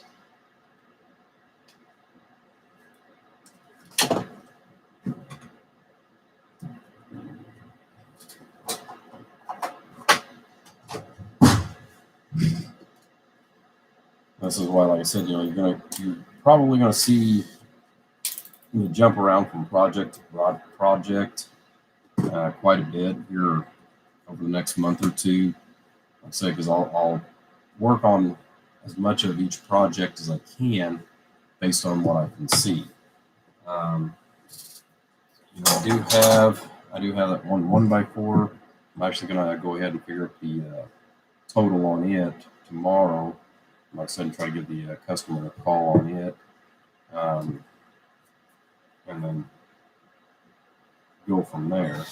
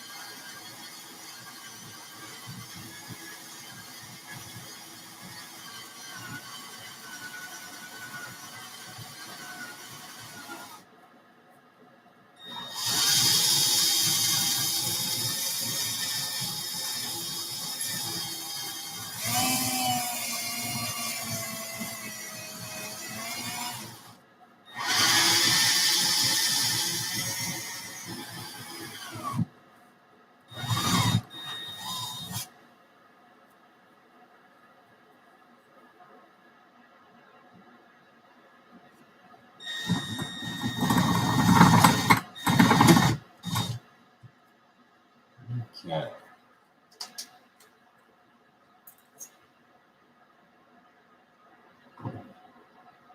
Oh, I forgot that's metric.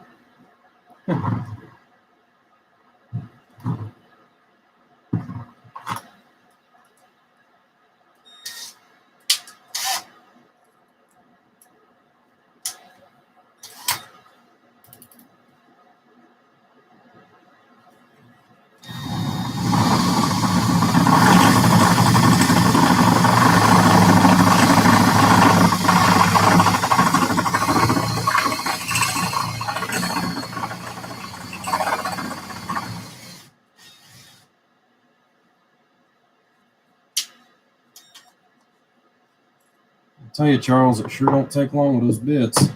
So far, they've not dulled out. And I've used these pretty profusely. As far as the common sizes, from a 16th all the way up to under 3/8, anyways.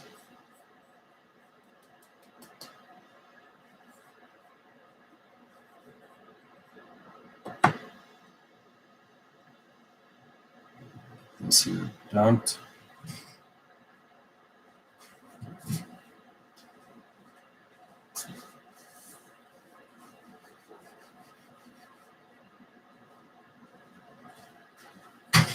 Don't worry about cleaning up the rest of that mess here in a minute.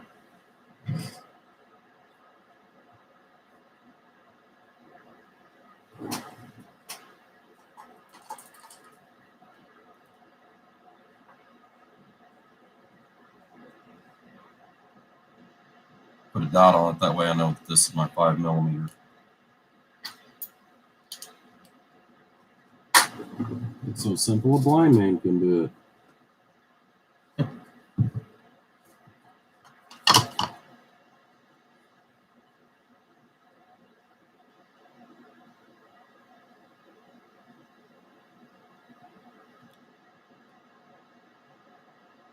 Yeah, they should.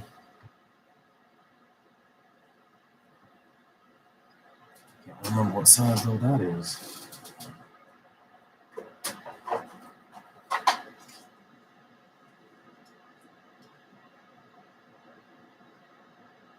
Yes.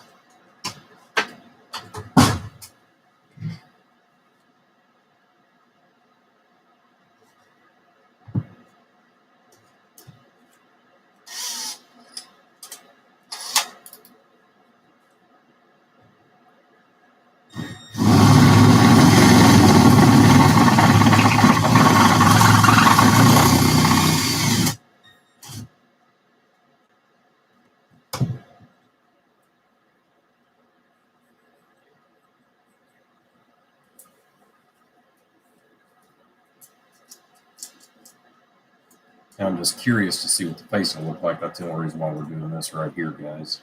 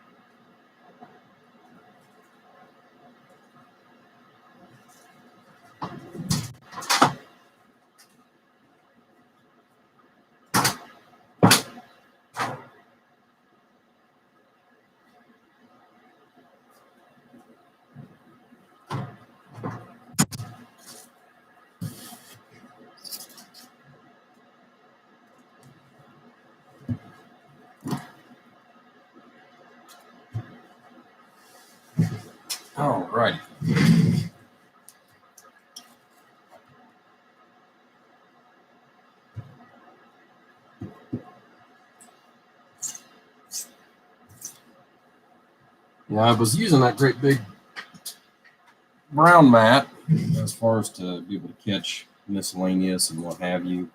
As far as the silicone pad, this one's clear, which I ordered because it was clear. But you can put something on there and it is not going to move. Best part about it is you can take it and wash it off.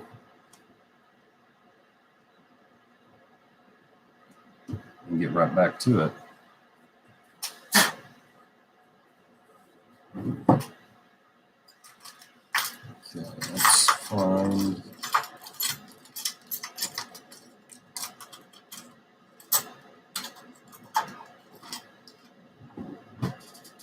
Jewel right there.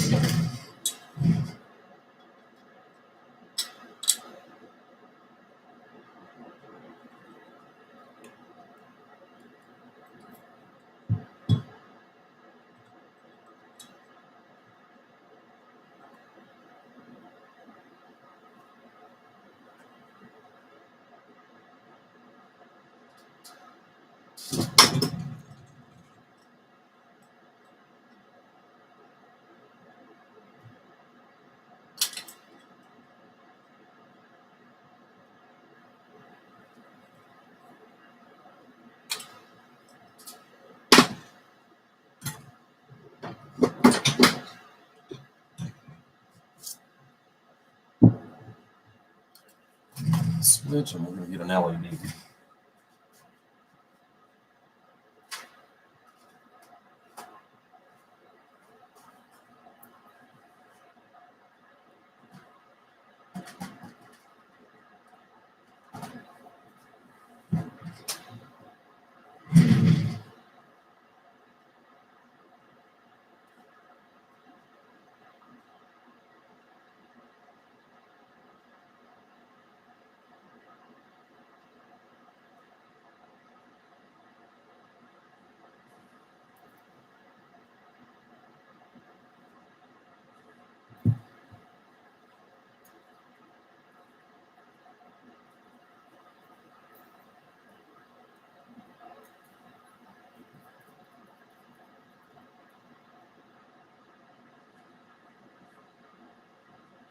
Yeah, I've been curious about this little cabinet for some time as far as what it would look like as far as on the outside. You know, you can envision something for so long, but at the same time, you still have to see it put together for you to really get the total view of it.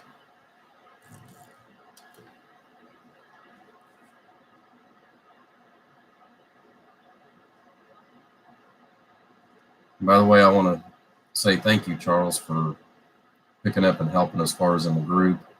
I need to get some links and stuff posted over as far as some of the different videos as well, but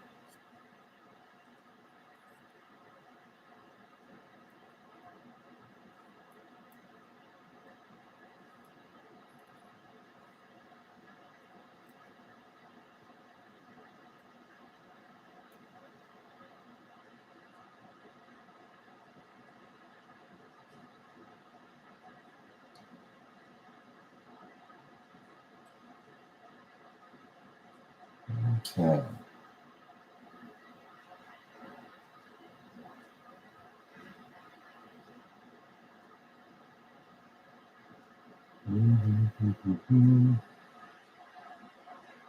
Well, ran into a snag, but that's okay. I have a special tool for that. Just have to do a small countersink.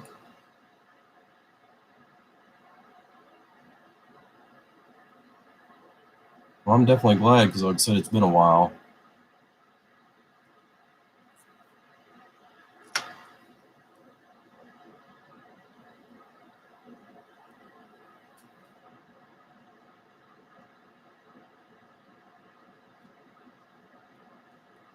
Yeah, I'm going to have to get a counter bore. I've got some out in the garage. I'll have to get in my machinist box and get a counter bore for that. Counter bore that's just enough to where I can get a nut on it.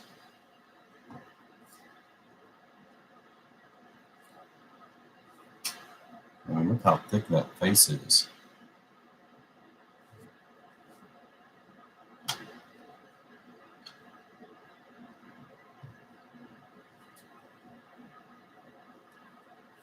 Curious though, where I've got the knob here.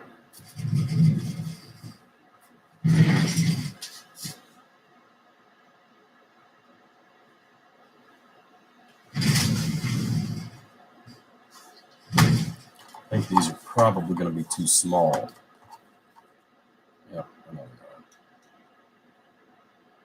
Yeah, because that's not going to look right.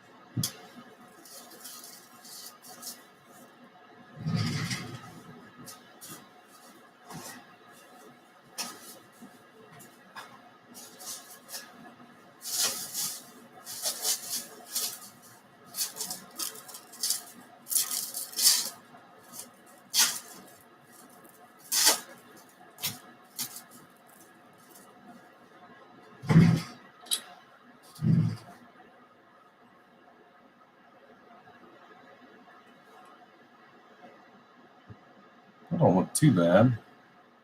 It's not going to fill it up like the other one, but it's going to make that knob really recessed. These are numbered. Of course, I still have to go back and put a set screw in it to hold it in place.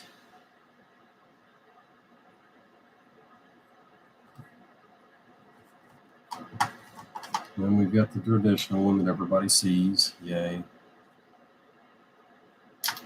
But, yep. Just I've seen so much stuff that just becomes kind of humdrum, so that's the reason why I'm trying to liven it up a little bit.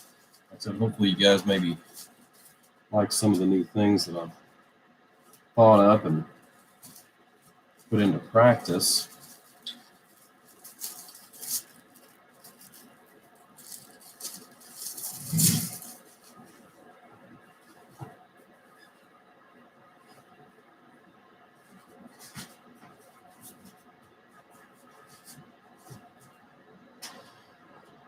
Okay, let me put these back in the bin that they belong in.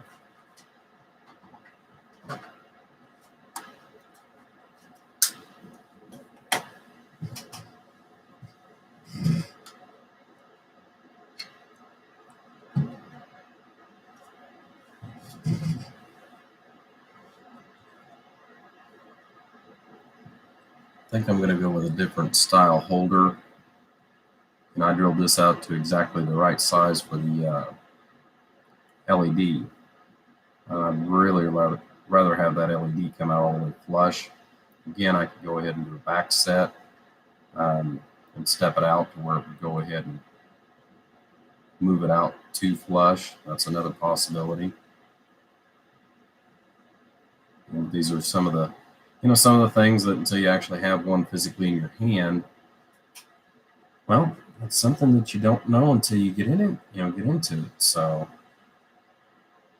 all right. All right, guys. Well, I'll tell you what. I think I'm going to go ahead and stop with the feed for the evening. Watch a little bit of TV and get me a snack before bedtime. So, guys, hopefully you've enjoyed it. Like I said, just wanted to get back in here, kind of do some of the work ahead of time with all the different projects that's going on. That way, I don't fall any further behind than what I'm already am for everybody. So, hopefully, like I said, you guys have enjoyed the evening. But showed you some of the new stuff that has been going on. Like I said, built a couple of the small power supplies. If anybody's interested in that 150 amp, be prepared. It is going to be kind of pricey for the size that it is, but let me know if anybody's interested, because it is for sale. I don't actually have a buyer for it. I built that one. I used it for basically 48 hours, so I know that everything's burned in good on it. Everything works just as it should. So, yeah. All right, guys. Hopefully you enjoyed the time we spent here this evening. And like I said, we'll be seeing more of you. Like I said, just slow process. Take care, guys. Thanks again.